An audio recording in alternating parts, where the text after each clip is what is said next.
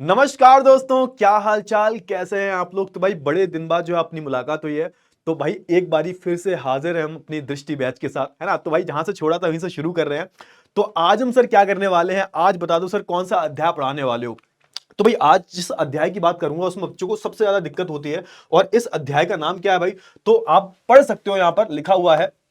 नाम क्या भाई इस अध्याय का, तो भाई इस अध्याय का नाम है भारत का भौतिक स्वरूप, है ना। क्या नाम है इसका सर, दोबारा बोलो, भारत का भौतिक स्वरूप। अच्छा, इस चैप्टर की हम बात करें, इस चैप्टर को हम पढ़ने वाले हैं और जल्दी से जल्दी जो है इस चैप्टर को खत्म करने की कोशिश करेंगे। होता क्या है, बच्चों को भूगोल में बड़ी समस्याएं आती हैं। क्लास 9वीं की अगर भूगोल की मैं बात करूं तो उसमें कई सारे ऐसे अध्याय दे रखे हैं जिसमें बच्चों को पल्ले नहीं पड़ता, लेकिन मैं कोशिश करूंगा इस चैप्टर को, इस अध्याय को बहुत ही सरल भाषा में समझाने के लिए। क्लियर हुआ। आपको क्या करना है भाई, आपको कुछ नहीं करना, बस टुकुर टुकुर बैठ के देखना है मेरे को और सुनना है, बस ठीक है। बस इतना ही काम करना है और आपका जो है, आपको एक एक चीज जो है समझ में आएगी, मैं वादा करता हूं आपसे, ठीक है। चलिए, तो हमेशा की तरह हम इस चैप्टर को शुरू करने से पहले इस चैप्टर के नाम पे जाना चाहेंगे कि सर इस चैप्टर का नाम क्या है भाई। तो भारत का भौतिक स्वरूप, थोड़ा सा अंग्रेजी में अगर हम बोले तो उसको हम बोलते हैं the physical features of India. अच्छा, अगर हम बात करें भौतिक स्वरूप की, फिजिकल फीचर्स की हम बात करें तो आपका जो शरीर है इसका भी तो एक भौतिक स्वरूप है ना।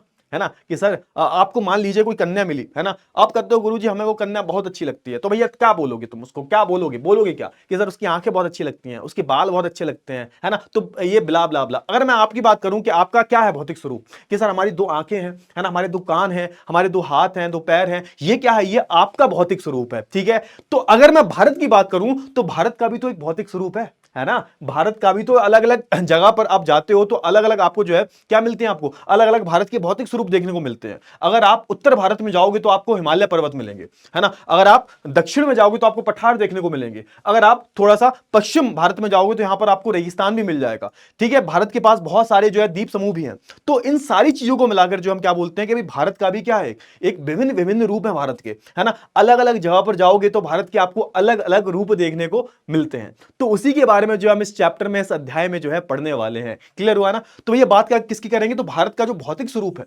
भौतिक का मतलब क्या होता है, फिजिकल, जिसको हम टच कर सकते हैं, है ना, उसकी हम बात कर रहे हैं यहां पर। तो भारत में जब आप घूमते हो, है ना, उत्तर से लेकर दक्षिण तक, पूरब से लेकर पश्चिम तक आप जाते हो तो यहां पर आपको अलग अलग आकृतियां ही मिलेंगी, अलग अलग आपको जो है क्या मिलेंगे, अलग अलग आपको जो है यहां पर लैंड फॉर्म्स देखने को मिलेंगे, अलग अलग आपको जो यहां पर रूप देखने को मिलेंगे भारत के। तो उसकी जो है हम बात करेंगे। क्लियर हुआ। चलिए, तो भाई आपको करना क्या है, आपको कुछ नहीं करना, आपको जो है स्टार्टिंग से लेके एंड तक जुड़े रहना है भाई।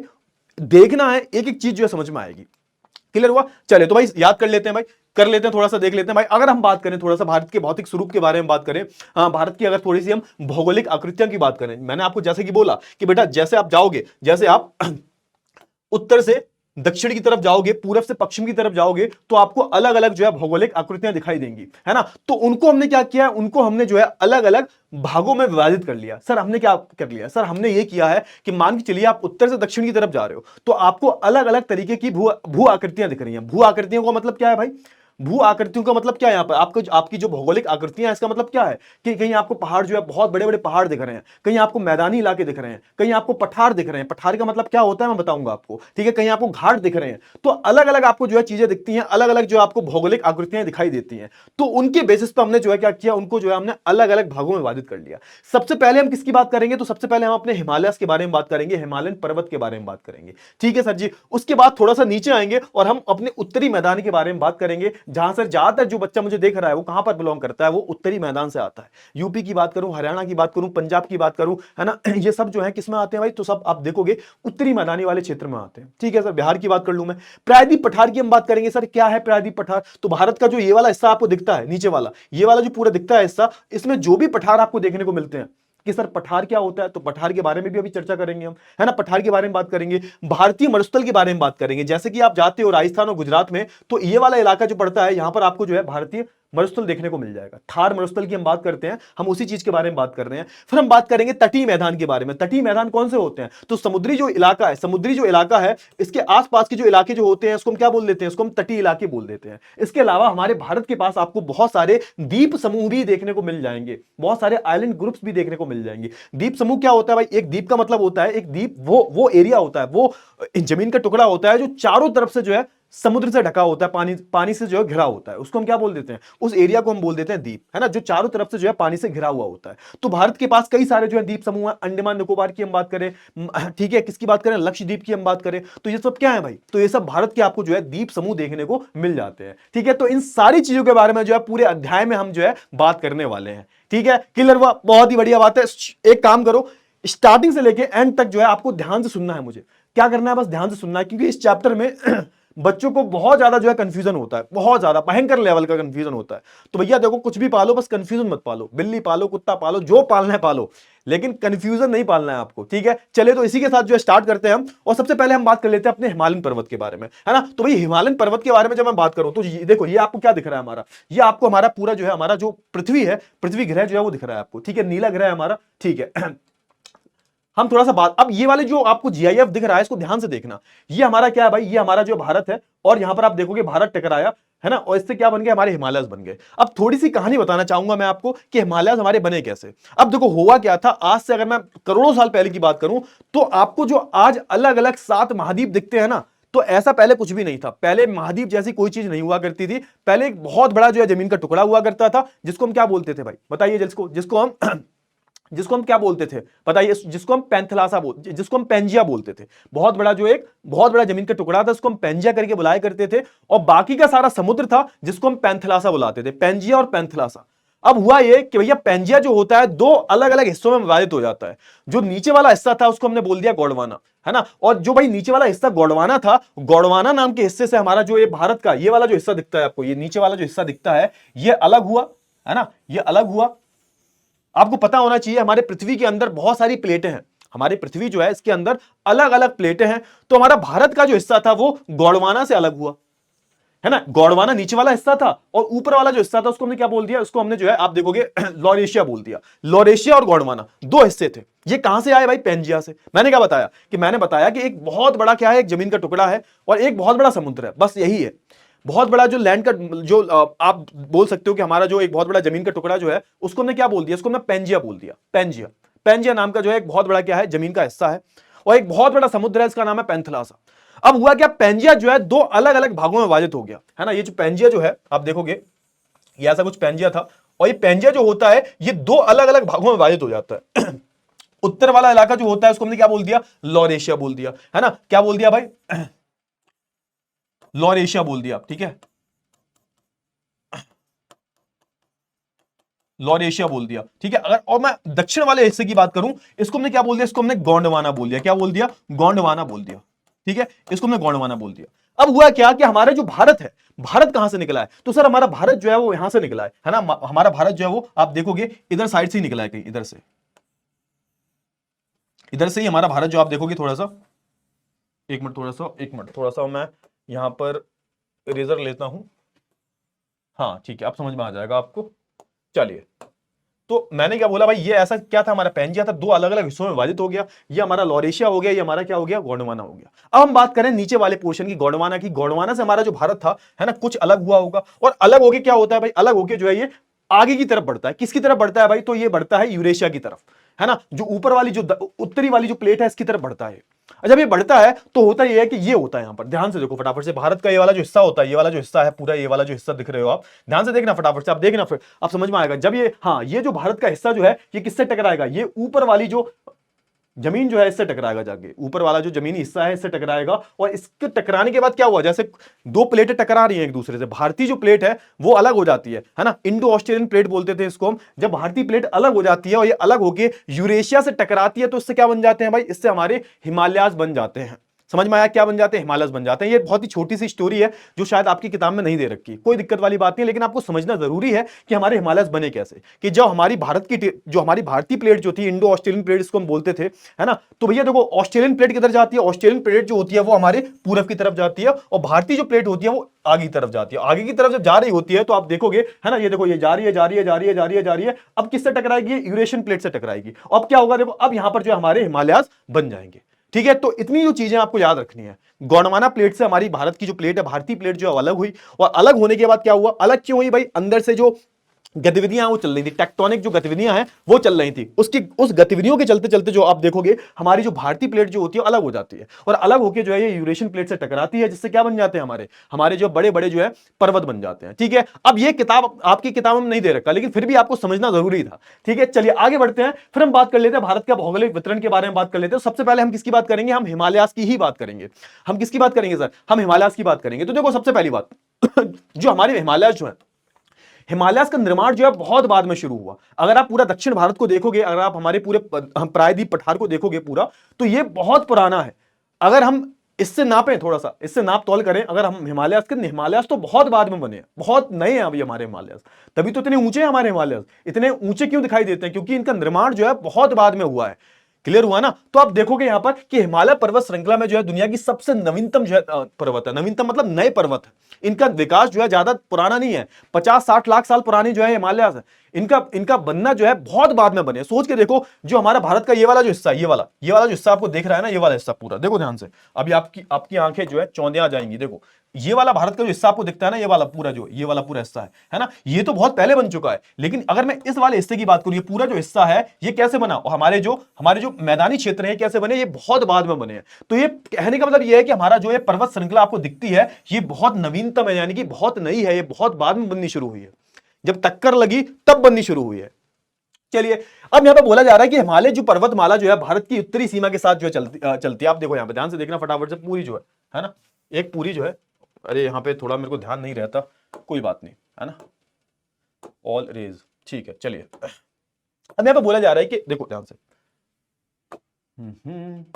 हाँ अब देखना, हिमालय पर्वत जो है माला भारत की उत्तरी सीमा के साथ साथ चलती है। आप देखो यहाँ पे पूरी जो है ना उत्तरी सीमा हमारी भारत की क्या है, ये वाली पूरी उत्तरी सीमा है, ये पूरी जो उत्तरी सीमा है, इसके साथ साथ आप देखोगे पूरी हमारी जो हिमालयन श्रृंखला जो है वो हमारी चलती है। पूरी हिमालयन की श्रृंखला जो है वो कुछ इस प्रकार से जो है चलती है।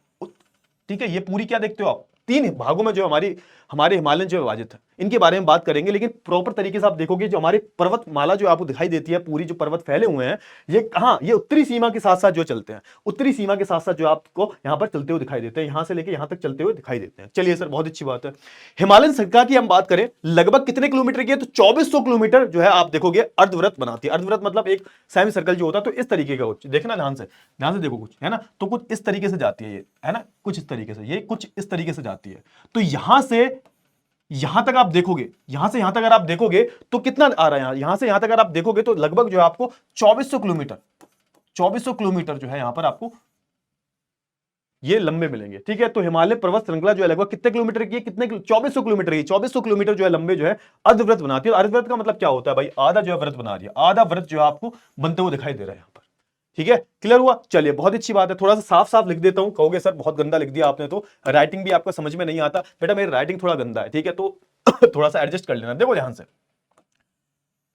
ये क्या है भाई, यहां से लेके, अगर आप यहां से लेके, जहां से हमारे हिमालय शुरू होते हैं, यहां से लेके यहां तक जाओगे तो आपको जो है 2400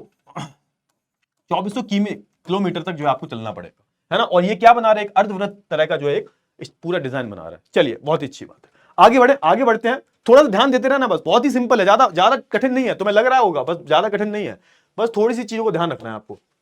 आगे हम बात कर लेते हैं। हाँ अब ध्यान से देखो फटाफट से, अगर मैं बात करूं भारत का भौतिक भौगोलिक विवरण की बात करूं, उसमें हम किसकी बात कर रहे हैं, उसमें हम जो है हिमालय की बात कर रहे हैं। तो आप देखो पश्चिमी भाग की तुलना में जो है पूर्वी भाग में ऊंचाई में बहुत अधिक विविधता है। अब यहां पे ऐसा बोला जा रहा है कि अगर मैं बात करूं, जैसे मान के चलिए हमारे हिमालयाज है ना, ये हमारे पूरे जो है हिमालयाज है, देखो ये वाले पूरे हमारे हिमालयाज हैं, ये पूरे हिमालयाज हमारे, देखो ध्यान से, है ना। ठीक है, ये हुआ। अब यहां पे बोल रहा है कि जो पश्चिमी भाग की तुलना करें, पश्चिमी भाग की तुलना में जो है पूर्वी भाग में जो ऊंचाई जो है वो अधिक है। मतलब हमारे क्या है, ये पश्चिमी भाग है ना, मान के चलिए पश्चिमी भाग है, ये देखो ये कौन सा वाला भाग है, देखो ध्यान से देखना फटाफट से, ये देखो, है ना, ये हमारा उत्तर हो गया, ये हमारा पश्चिम हो गया। तो पश्चिमी भाग की हम बात करें, और ये क्या है, ये पूर्वी भाग है, ये हमारा पूर्वी भाग है, और ये हमारा जो है आप देखोगे पश्चिमी भाग है। यहां पर अगर हम देखें हिमालय, और हम यहां पर देखें तो हमारे जो पूर्वी भाग में जो हिमालय हैं ये बहुत ऊंचे हैं, ऐसा बोला जाता है। यहां पर जितने भी आप देखोगे ना, ये जैसे हम अन्नपूर्णा की बात करें, हम बात करें कंचनजंगा की, हम बात करें यहां पर ये अपनी एवरेस्ट की, माउंट एवरेस्ट की, तो ये सब कहां मिलते हैं आपको, सब जो है ये आपको पूर्वी भाग में देखने को मिलेंगे। तो आप कहने का मतलब ये है कि ये वाले जो हिमालय हैं ये ज्यादा ऊंचे हैं, है ना, यानी कि जो पूर्वी भाग में जो हिमालय हैं वो पश्चिमी भाग से जो है, पश्चिमी भाग से तुलना करेंगे, यानी कि ये हमारा पश्चिमी भाग है, ये हमारा पूर्वी भाग है। तो अगर मैं तुलना करूं दोनों की, तो हमारे पश्चिमी भाग वाले जो हमारे जो पूर्वी भाग वाले जो हिमालय हैं वो ज्यादा ऊंचे हैं, अगर हम उनसे थोड़ा सा कंपेयर करेंगे पूर्वी भाग वालों से, पश्चिमी भाग वाले थोड़े से ऊंचे जाता है।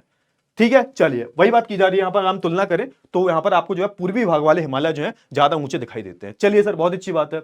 अच्छा, आप देखोगे इसकी लंबाई, अगर हम बात करें इसकी लंबाई जो है, लंबाई में अगर हम पश्चिम से पूर्व चलते हैं, अगर हम पश्चिम से यानी कि यहां से ऐसे चलते हैं, है ना, ऐसे चलते हैं, अगर हम पश्चिम से पूर्व चलते हैं तो 3 समांतर श्रृंखलाएं हैं। अच्छा, अब यहां पर जैसे आप चलोगे ऐसे 3, अगर आप ऐसे सीधे यहां से लेके यहां चल रहे हो तो आपको 3 जो है समांतर श्रृंखलाएं दिखाई देंगी। मतलब क्या हुआ, मतलब सर यहां पर यह बोला जा रहा है, मतलब यहां पर समझाना हो तो यहां मतलब यहां पर यह बोला जा रहा है, ध्यान से देखिए फटाफट से। ये देखो, मान के चलो ये हमारा भारत है प्यारा, ठीक है, ये हमारा प्यारा भारत है, देखो ध्यान से, है ना।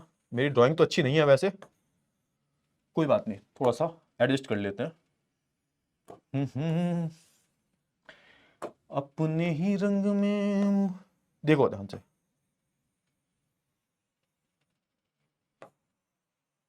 ठीक है, चलो कोई बात नहीं, है ना, यही है बस, ठीक है, तो थोड़ा सा और सुधार देते हैं।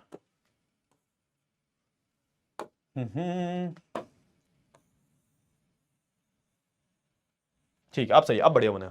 अब इन्होंने बोला है कि देखो, जब आप कैसे चलते हो, जब आप जो है पश्चिम से पूरब चलते हो, यानी कि इधर से इधर चलते हो, इधर से जब इधर चल रहे होते हो, है ना, तो यहां पे आपको क्या दिखाई देता है, यहां पर आपको जो है 3 समांतर श्रृंखलाएं दिखाई देती है पर्वत की, यानी कि यहां से लेके जाओ, है ना, थोड़ा पेन चेंज कर लेता हूं मैं, तब आपको और अच्छे समझ में आएगा।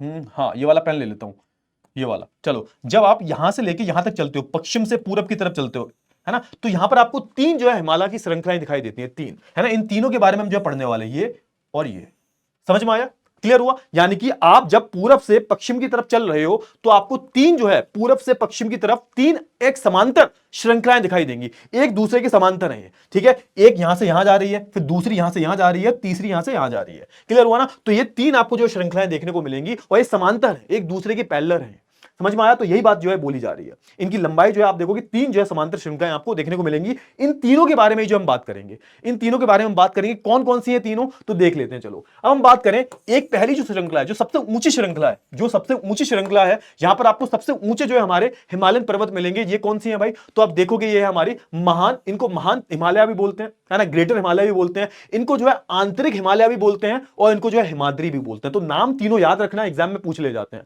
एग्जाम में बड़े बच्चे कंफ्यूज हो जाते हैं, ठीक है। तो आपको नाम जो है याद रखने हैं। इनको क्या बोलते हैं हम, सबसे पहला जो हमारा सबसे पहली वाली जो श्रृंखला है ना, उसको हम क्या बोलते हैं, उसको हम बोलते हैं महान हिमालय, है ना। इसको इंग्लिश में क्या बोलेंगे भाई, ग्रेटर हिमालय, है ना। हम बात करें आंतरिक हिमालय की, इसको इनर हिमालय भी बोलते हैं हम, और इसको हम हिमाद्री बोलते हैं। अब याद देखो, इसको आंतरिक हिमालय क्यों बोलते हैं। अब यहां पर एक सवाल ये आता है, सर इसको एक बात बताओ, इसको जो है आंतरिक हिमालय क्यों बोलते हैं। अब देखो यहां पे इसको समझो, यहां पे आपको सवाल आना चाहिए, सर एक बात बताओ, आंतरिक हिमालय का मतलब क्या हुआ। आंतरिक हिमालय का मतलब हुआ अंदर का हिमालय, जो अंदर बने हुए हैं। अब आप कहोगे सर ये अंदर क्यों है, ये तो बाहर है ना, अंदर तुम्हारा ये हुआ ना, अंदर तुम्हारा ये हुआ, है ना, ये बाहर हुआ, ये तो बहुत बाहर का है, तो आप इसको आंतरिक हिमालय क्यों बोल रहे हो, क्यों, ये तो बाहर का होना ही नहीं चाहिए, ये तो अंदर का है ना। अंदर का तुम्हारा ये वाला तीसरा, है ना, ये पहली है, ये दूसरी है और ये तीसरी है ना, ये पहली श्रृंखला, ये दूसरी श्रृंखला, तीसरी, तो आपने इसको आंतरिक क्यों बोल दिया, ये सवाल आपके मन में आना चाहिए। तो भाई इसका आंसर पता है क्या है, इसका आंसर क्या हुआ, तो मान के चलो थोड़ा सा पीछे चलते हैं, थोड़ा सा पीछे चलते हैं, देखो,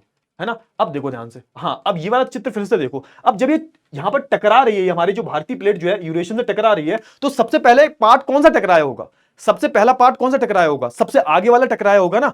तो सबसे आगे वाले जो हिमालयाज है वो पहले बनने शुरू हुए, इसीलिए हमने उनको क्या बोल दिया, इसके लिए हमने उनको बोल दिया आंतरिक हिमालय। समझे या नहीं समझे, मतलब सोच के देखो, ये जो फिर से देखना है एक बारी, है ना। अब देखो ये गई गई गई गई और सबसे पहले टकराई है, देखो सबसे पहले टकराई, तो सबसे पहले क्या बनना शुरू हुआ होगा, सबसे पहले जो हमारे जो आंतरिक हिमालय हैं, जो सबसे ऊंचे हिमालय हैं, वो बनने शुरू होंगे।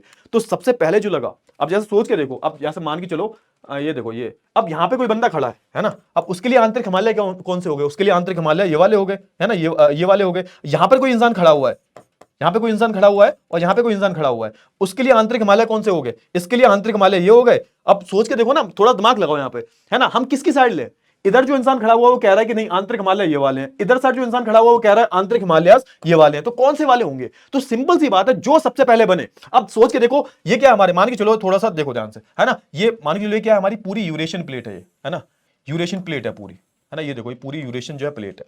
अब सोच के देखो, जब ये जो पूरी प्लेट जो है, ये वाली प्लेट जो है जब इससे टकराई होगी, तो सबसे पहले कौन से हिमालय बने होंगे, सबसे पहले ये वाले बने होंगे ना भाई, बेबी, है ना, सबसे बाबू ये वाले पहले बने होंगे ना, ये वाले हिमालय सबसे पहले बने होंगे बेटा, समझ में आया? तो सबसे पहले ये वाले जो हिमालय बने होंगे, तो इसकी अगर मैं बात करूं तो आंतरिक हिमालय कौन से हुए जो सबसे पहले हिमालय बने, है ना? तो सबसे पहले ये वाले बने हिमालय, सबसे पहले ये वाले बने, उसके बाद देखो ये वाले बनने शुरू होंगे, है ना? और उसके बाद जो है ये वाले बनेंगे। ठीक है, क्लियर हुआ या नहीं हुआ? ये क्लियर हुआ या नहीं हुआ? तो इसीलिए हम क्या बोलते हैं, इसीलिए हम इसको जो है आंतरिक हिमालय भी बोलते हैं। क्यों? सबसे पहले निर्माण जो है इन्हीं का होना शुरू हुआ होगा, सबसे पहले टक्कर लगी, जो सबसे पहले टकराया होगा वही तो बनेगा। तो जो अंदर की साइड, ये वाली साइड जो है, ये वाली साइड जो है इस साइड से सबसे पहले टकराई होगी, इसलिए यहां पर जो है आपको हिमालय का निर्माण पहले देखने को मिला होगा। ठीक है, और ये सबसे ऊंचे भी है। तो ये आपको जो चीज है वो क्लियर हो गई होगी। तो इसलिए हम इसको आंतरिक हिमालय बोलते हैं, इसको हिमाद्री के नाम से भी जानते हैं। दूसरे नंबर पर जो दूसरी श्रृंखला आती है उसको हमने क्या बोल दिया? उसको हमने बोल दिया निम्न हिमालय, या फिर इसको हिमाचल के नाम से भी जानते हैं। और जो तीसरी और सबसे छोटी श्रृंखला है इसको हम क्या बोलते हैं? इसको हम शिवालिक बोलते हैं, उसको हम लोअर हिमालय के नाम से भी जानते हैं, या फिर इसको आप बोल सकते हो शिवालिक। शिवालिक सबसे बेस्ट है। ठीक है, यानी कि तीसरी वाली कौन सी है? ये वाली, ये सबसे छोटे होते हैं। ये वाली आप देखो रहे, ये वाली जो हिमालय श्रृंखला है, ये सबसे छोटी वाली है, ये सबसे छोटी श्रृंखला है ये वाली। ठीक है, चलिए, तो बहुत ही अच्छी बात है, ये आई चीज जो आपको क्लियर हो गई होगी। अब एक एक करके जो है इनके बारे में बात कर लेते हैं, यहां पे आपको समझ में आ जाएगा, है ना? ये देखो, ये क्या है भाई? ये वाली की हम बात करें, देखो ध्यान से, इनको मैं अलग अलग पेन से बनाऊंगा, इनको मैं अलग अलग पेन से बनाऊंगा। लाल वाली से हमारे क्या बन गए? ये लाल वाली से हमारे जो है हमारे हिमाद्री बन गए, या फिर हमारे आंतरिक हिमालय बन गए, है ना? अब ये सबसे पहले टकराए होंगे, ये सबसे पहले जो है, ये जो हमारा प्लेट जो है, यूरेशिया प्लेट जो है, इससे सबसे पहले कौन टकराया होगा? ये टकराया होगा। तो सबसे पहले कौन बना? ये बन गए, तो इसको हमने आंतरिक हिमालय बोल दिया। इसके बाद कौन बना होगा? तो इसके बाद आप देखो, इसके बाद हमारे ये वाले हिमालय बने होंगे, ये वाले, ध्यान से देखो फटाफट, ये वाले हिमालय। ये कौन है भाई? ये कौन से है भाई? तो हमारे हिमाचल है, ये हमारे हिमाचल है ना? ये हमारे हिमाचल हिमालय है। और ना फिर उसके बाद क्या बनना शुरू हुआ होगा? उसके बाद आप देखोगे ये बनना शुरू होगा, यानी कि हमारे जो शिवालिक है ये बनना शुरू होंगे। ये तीसरी जो श्रृंखला है ये, तो पहली श्रृंखला ये हो गई, दूसरी ये, और तीसरी ये। ठीक है, चलिए, तो एक एक करके जो है पढ़ लेते हैं इनको, बड़ी मजेदार चीज है, थोड़ा सा पढ़ते हैं इनको। सबसे पहले हम बात कर लेते हैं किसके बारे में? सबसे पहले मैं महान आंतरिक हिमालय हिमाद्री के बारे में बात कर लेता हूं। तीनों एक ही चीजें हैं, तीनों का इस्तेमाल कर सकते हो आप, और तीनों को आपको याद भी रखना है। अच्छे, ठीक है, आप देखोगे इनके बारे में थोड़ा सा हम पढ़ते हैं तो क्या पता चलता है भाई? तो आप देखोगे यहां पे ऐसा बोला जा रहा है, ये उत्तर में स्थित है और सबसे अधिक सतत श्रृंखला है। मतलब आप देखोगे ना, सबसे ज्यादा सतत श्रृंखला का मतलब क्या है? एक पूरा जो एक बिना किसी रोक टोक के आप देखोगे प्रॉपर तरीके से जो है सबसे ऊंची है ये, और बिना किसी रोक टोक के एक पूरी श्रृंखला जो है, एक पूरी लाइन से जो है चली आती है, पूरी बिना किसी है ना रुकावट के, है ना? यहाँ पे कोई भी रुकावट बीच में देखने को मिलती, सीधा एक कॉन्टिन्यूअस रेंज है एक पूरी, तो वो आपको जो है यहाँ पर देखने को मिल जाती है। ठीक है, आगे हम बात करें, इस श्रृंखला में दुनिया के सबसे ऊंचे पर्वत आपको दिखाई देंगे। ये जो श्रृंखला है हमारी हिमाद्री नाम की श्रृंखला है, इसमें आपको विश्व की बात कर रहा हूं मैं, पूरे विश्व के सबसे ऊंचे ऊंचे पर्वत जो है, कंचनजंगा की बात करूं, माउंट एवरेस्ट की मैं बात करूं अन्नपूर्णा की, खैर ये है सारे वहां पर नेपाल में है, लेकिन ये सबसे ऊंची जो है श्रृंखला आपको दिखाई देगी, पहले नंबर की ये वाली, है ना? सबसे पहले बनना भी यही शुरू हुई थी, और सबसे ऊंचे ऊंचे हिमालय जो है आपको यहाँ पर देखने को मिलने, सबसे ऊंचे ऊंचे पर्वत आपको जो है यहाँ पर देखने को मिल जाएंगे। इनकी हम बात करेंगे, चलिए सर, है ना? जैसे कि हम बात करें कौन कौन से हैं भाई, तो माउंट एवरेस्ट की मैं बात करूं, है ना, कंचनजंगा की बात करूं, मकालू जो पूरी जो रेंज है उसकी हम बात करें, धौलागिरी की हम बात करें, नंगा पर्वत की हम बात करें, अन्नपूर्णा पर्वत की हम बात करें, नंदा देवी पर्वत की हम बात करें, तो ये सारे जो बड़े बड़े जो पहाड़ हैं, बड़े बड़े जो माउंटेन्स है, बड़े बड़े पर्वत जो है वो आपको जो है इस वाली श्रृंखला में देखने को मिल जाएंगे सर। चलिए, बहुत अच्छी बात है। एक एक चीज को ध्यान देना है, इसमें कुछ ज्यादा कठिन नहीं है। थोड़ा सा देखो, मैं हमेशा बोलता हूं भूगोल जो है, भूगोल में जितना आप सोच सकते हो ना, सोच लिया करो, चीजें क्लियर हो जाएंगी। भूगोल में वो जो थ्योरी लिखी हुई है ना, वो किसी काम की नहीं है। जब तक आप सोच नहीं पा रहे, जब तक आप चीजों को इमेजिन नहीं कर पा रहे, तब तक भूगोल में कुछ नहीं हो सकता।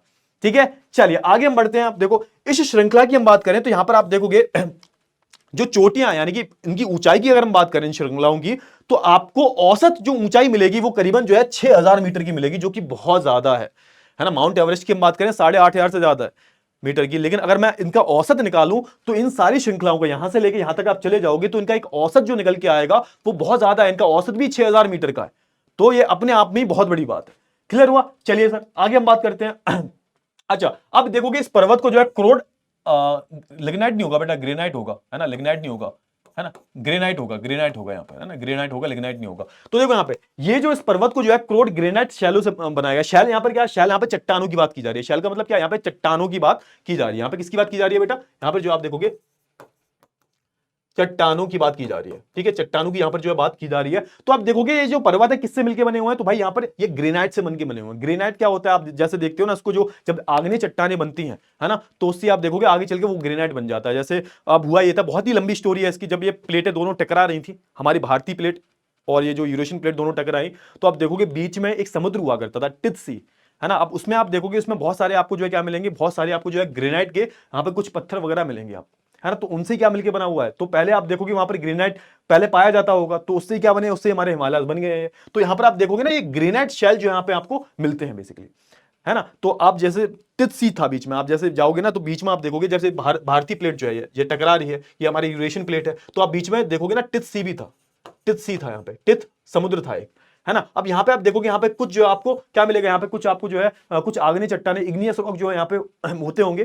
तो जब इनका घर्षण हुआ, जब ये टकराए, तो यहाँ पर क्या बन गया, यहाँ पे हिमालय बन गए। तो यहाँ पे आपको क्या देखने को मिलेगा, यहाँ पर आपको जो है ग्रेनाइट की चट्टाने जो है देखने को मिलेंगी। सिंपल सा याद रखो कि इन पर आपको ये जो पर्वत है, इन पर आपको क्या देखने को मिलेगा, ग्रेनाइट की जो है शैल देखने को मिलेंगे, चट्टाने देखने को मिलेंगी, ठीक है सर। अच्छा, अब देखो यहां पे देखो, क्योंकि ये बहुत ज्यादा ऊंचाई पर है, क्योंकि ये बहुत ज्यादा ऊंचाई पर है, इनकी जो औसत ऊंचाई मैंने अभी बताई आपको 6000 मीटर है। तो आप देखोगे इन पर साल भर जो है बर्फ जमी रहती है। क्यों? क्योंकि बहुत ऊंचाई पर है ये, और ऊंचाई पर होते हैं तो वहां पर क्या होता है, वहां पर तापमान जो होता है बहुत ज्यादा कम होता है, और इसलिए आप देखोगे साल भर आपको जो है यहां पर बर्फ देखने को मिलेगी। चाहे आप गर्मी में जाओ, चाहे आप सर्दी में जाओ, कहीं भी जाओ आपको जो यहां पर अच्छी खासी बर्फ जो है देखने को मिलेगी। चलिए, बहुत अच्छी बात है। तो देखो यहाँ पे कितने प्यारे प्यारे सुंदर भी लगते हैं, और एक तरफ ये खतरनाक भी हो जाता है। कभी घूमने जाइएगा यहाँ पर, ठीक है। चलिए आगे हम बात कर लेते हैं। अब हम बात कर लेते हैं किसके बारे में, अब हम दूसरी जो है अपनी पर्वत श्रृंखला के बारे में बात कर लेते हैं। इनको हम बोलते हैं निम्न हिमालय, या फिर हम इनको बोलते हैं हिमाचल, है ना। किसके नाम से जानते हैं, किसके नाम से जानते हैं इनको हम हिमाचल के नाम से भी जानते हैं। इसको हम जो है मिडिल हिमालयस भी बोलते हैं, है ना। तो आप देखोगे हिमाचल की अगर हम बात करें तो ये क्या है, अगर हम इनको कंपेयर करें थोड़ा सा, अगर हम इनकी तुलना करें किससे, अपनी हिमाद्री से तुलना करें, तो उनसे ये छोटे हैं। क्लियर हुआ। और आप यहां पर देखोगे बहुत सुंदर भी है। अगर मैं इन हिमालयस की बात करूं तो ये आप देखोगे महान हिमालय के दक्षिण में पड़ता है। यानी कि सर, यानी कि मतलब क्या हुआ, मतलब ये हुआ, देखो ध्यान से, मतलब ये हुआ, थोड़ा सा तो मैं जो है मैप से ही बताऊंगा मैं, है ना। थोड़ा सा जो है आपको मैप से ही समझाऊंगा, तभी समझ में आएगा।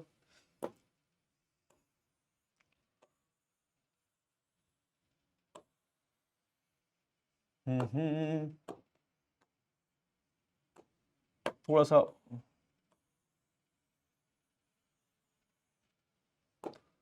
अरे सर ड्राइंग नहीं बना पाते आप, चलो कोई बात नहीं।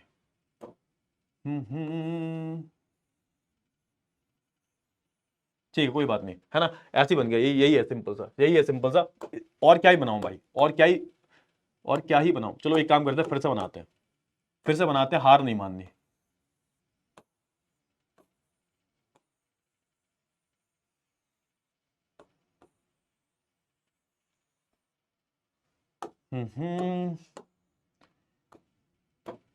हार तो नहीं मानूंगा। चलो ठीक है, अब फिर भी सही बन गया, फिर भी सही बन गया, ठीक है, फिर भी सही बन गया। चलो ठीक है, अब मैं बात करूं कि मैंने एक आपकी श्रृंखला के बारे में बात कर ली, मैंने आपको जो है एक महान जो पर्वत श्रृंखला जो थी हिमाद्री के बारे में बात कर ली। अब ये क्या है भाई, ये पूरी जो है पर्वत श्रृंखला एक पूरी बनी हुई है, ठीक है। ये हमारी पर्वत श्रृंखला सबसे ऊंची है, सबसे ऊंची पर्वत श्रृंखला है। इसके बाद कौन सी आती है, इसके बाद हमारी निम्न पर्वत श्रृंखला आते हैं, या फिर इसको आप हिमाचल के नाम से भी जानते हो, ठीक है सर। अब यहाँ पे ऐसा बोला जा रहा है ये कहां पर स्थित है, तो अगर आप इनकी बात करोगे, इनके जो है ये दक्षिण में स्थित है। नीचे अगर आओगे ना तो ये देखो, इनके जो है ये दक्षिण में जो है स्थित है। कहां पर स्थित है सर, ये दक्षिण में स्थित है। तो आप देखोगे ये महान जो हिमालय जो है उसके दक्षिण में जो है पड़ता है निम्न हिमालय हमारा। और या फिर आप देखोगे इसको हिमाचल भी बोल सकते हो। इस श्रृंखला की मैं बात करूं, अगर इसकी औसतन ऊंचाई के बारे में हम बात करें तो लगभग जो है 3700 से 4500 मीटर तक जो है आपको ऊंची मिलती है। कितनी ऊंची मिलती है सर ये, तो 3700 से 4500 मीटर जो है ये ऊंची है, ठीक है। अगर हम कंपेयर करें, थोड़ी सी तुलना करें किसके साथ में, अगर हम हिमाद्री के साथ में थोड़ी सी तुलना करें तो ये बहुत कम है ना। 3700 से 4500 इसकी जो औसतन जो इसकी ऊंचाई है वो मिल जाती है।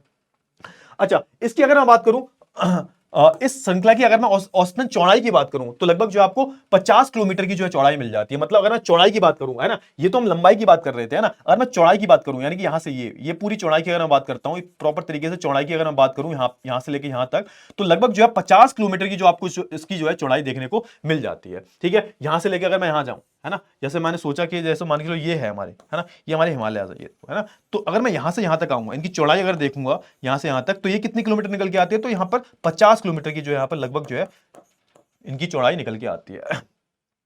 क्लियर हुआ। अच्छा, अब यहां पर बोला गया कि यह श्रृंखला जो है अत्यधिक क्या है, संपीड़ित शैलों से बनी है। अब देखो, ये शैल का मतलब मैंने बता दिया आपको, चट्टाने जो होती हैं। संपीड़ित का मतलब क्या होता है, इसको इंग्लिश में हम बोलते हैं कंप्रेस्ड।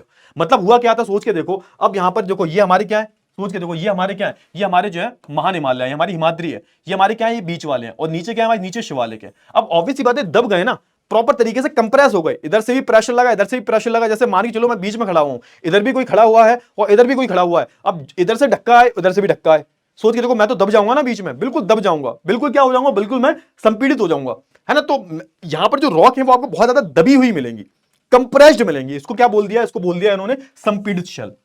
क्लियर हुआ, यहाँ पे चट्टाने जो बहुत ज्यादा दबी हुई आपको मिलेंगी। चलिए बहुत अच्छी बात है। अब हम बात कर लेते हैं किसके बारे में, अब हम शिवालिक के बारे में जो है बात कर लेते हैं। अच्छा, यहाँ पे आपको एक चीज और पता होनी चाहिए सर, है ना, यहाँ पर आपको बेटा जो है एक चीज और यहाँ पर जो है पता होनी चाहिए कि सर एक बात बताओ कि आपने वो तो बता दिया मेरे को कि हिमाद्री में जो है कौन कौन सी जो है श्रृंखलाएं आ जाती हैं, है ना, यहाँ पर कौन कौन सी श्रृंखलाएं आती हैं। तो यहाँ पर भी बहुत सारी फेमस श्रृंखलाएं हैं। जैसे हम बात करें पीर पंजाल के बारे में, महाभारत के बारे में बात करें, पीर पंजाल के बारे में बात करें, धौलाधार के बारे में बात करें, तो ये सब क्या है, ये सब जो है हमारे हिमाचल की जो है पर्वत श्रृंखलाएं देखने को मिल जाएंगी। क्लियर हुआ ना। महाभारत बहुत फेमस है।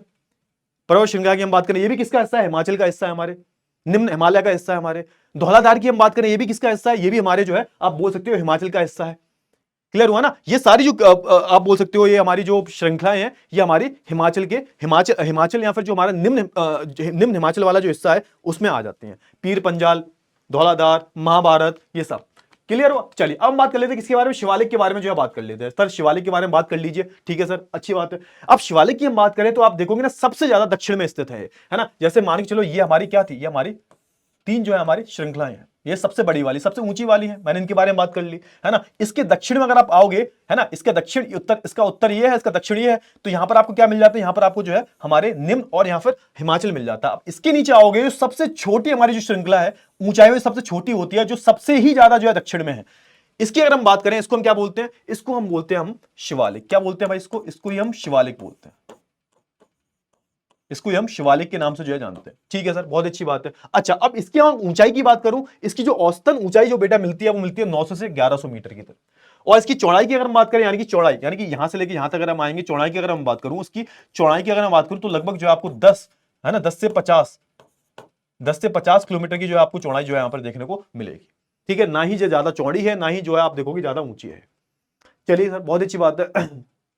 अच्छा, अब यहां पे क्या होता है, अब यहां पर एक बहुत ही प्यारी सी चीज आपको मिलेगी। जितनी भी नदियां आती हैं, जैसे हम बात करें पर्वत से बहुत सारी नदियां बहती हैं, जैसे हमारी जो इंदस नदी जो है, सिंधु नदी जो है, अगर मैं बात करूं गंगा नदी की, अगर मैं बात करूं ब्रह्मपुत्र नदी की, तो ये सारी नदियां जो है वो क्या कैसे आ रही हैं, ग्लेशियर से बहती हुई आ रही हैं, पहाड़ों से बहती हुई आ रही हैं। अब आप देखोगे यहां पर ऐसा बोला गया है कि भाई यहां पर क्या होगा, यहां पर इस श्रृंखला में अगर मैं बात करूं शिवालिक नाम की श्रृंखला में, तो यहां पर होगा ये कि जो नदियां है ना, ये नदियां द्वारा लाई गई अवसादों से बनी हुई है। अब सोच के देखो यहां पर क्या बोला गया है, यहां पर जो होता क्या है बेटा, देखो सिंपल सी बात है, थोड़ा समझने की कोशिश करो। अब होता क्या है कि ऊंचाई से जब कोई भी नदी आ रही होती है, ऊंचाई से जब कोई भी नदी आ रही होती है, बहती हुई पहाड़ों से टकराती हुई आ रही होती है, तो वो अपने साथ में बहुत सारी गाद लाती है, बहुत सारी सेडिमेंट्स लाती है ना। और वो सारी जो गाद ला रही होती है, तो वो क्या करती है, जब थोड़ा सा यहां पे आप देखोगे ढलान कम हो जाती है, तो वो गाद छोड़ देती है। क्यों? क्योंकि रिवर की जो स्पीड है, रिवर की जो गति है वो कम हो गई, है ना। वो जो नदी है उसकी जो गति है वो बहुत कम हो गई। जब गति कम हो गई तो अपने साथ में लाए हुए अवसादों को, अपने साथ में लाए हुए गाद को जो छोड़ती रहती है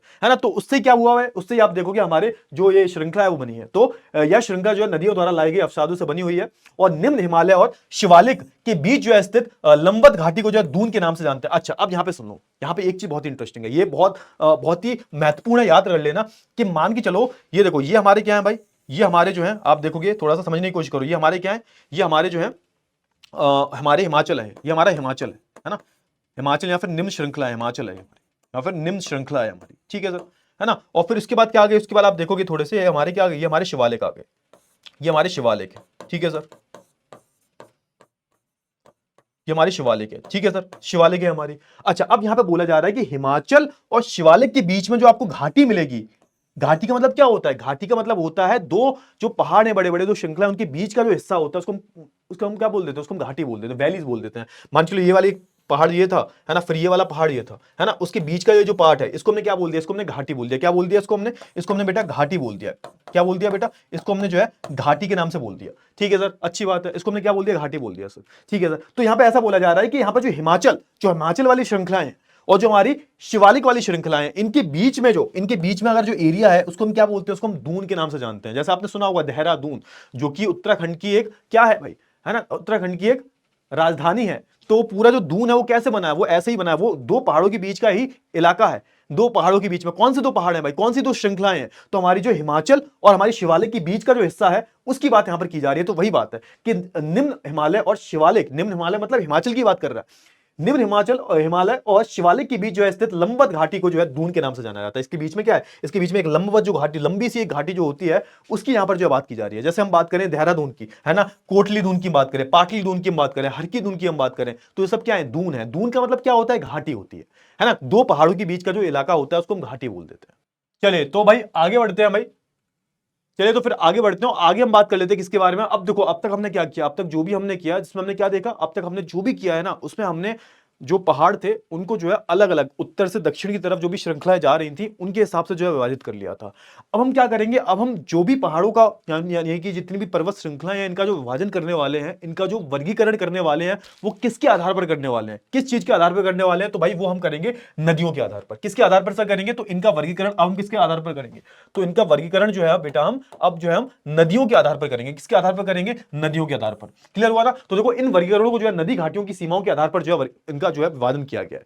अच्छा अब नदी की हम बात करें तो अलग अलग नदियां बहती हैं भाई, अलग अलग नदियां जो है निकल के आती हैं पहाड़ों से, और इनके हिसाब से जो हमने क्या किया, अलग अलग प्रकार में आप बोलोगे, अलग अलग अलग भागों में जो है आप बोल सकते हो कि हमने अपनी पर्वत श्रृंखलाओं को जो है विभाजित कर दिया। ठीक है, तो एक एक करके बात कर लेते हैं। जैसे कि यहां पे बोला गया है, उदाहरण के लिए यहां पर सतलज और सिंधु की बात की गई है। तो देखो ये हमारी क्या भाई, ये जो स्ट्रेट लाइन खिंची हुई है ये हमारी सतलज, ये हमारी सिंधु नदी है, और ये अगर बात करोगे दूसरे नंबर पर ये हमारी क्या है, तो ये हमारी जो है देखोगे सतलज नदी है।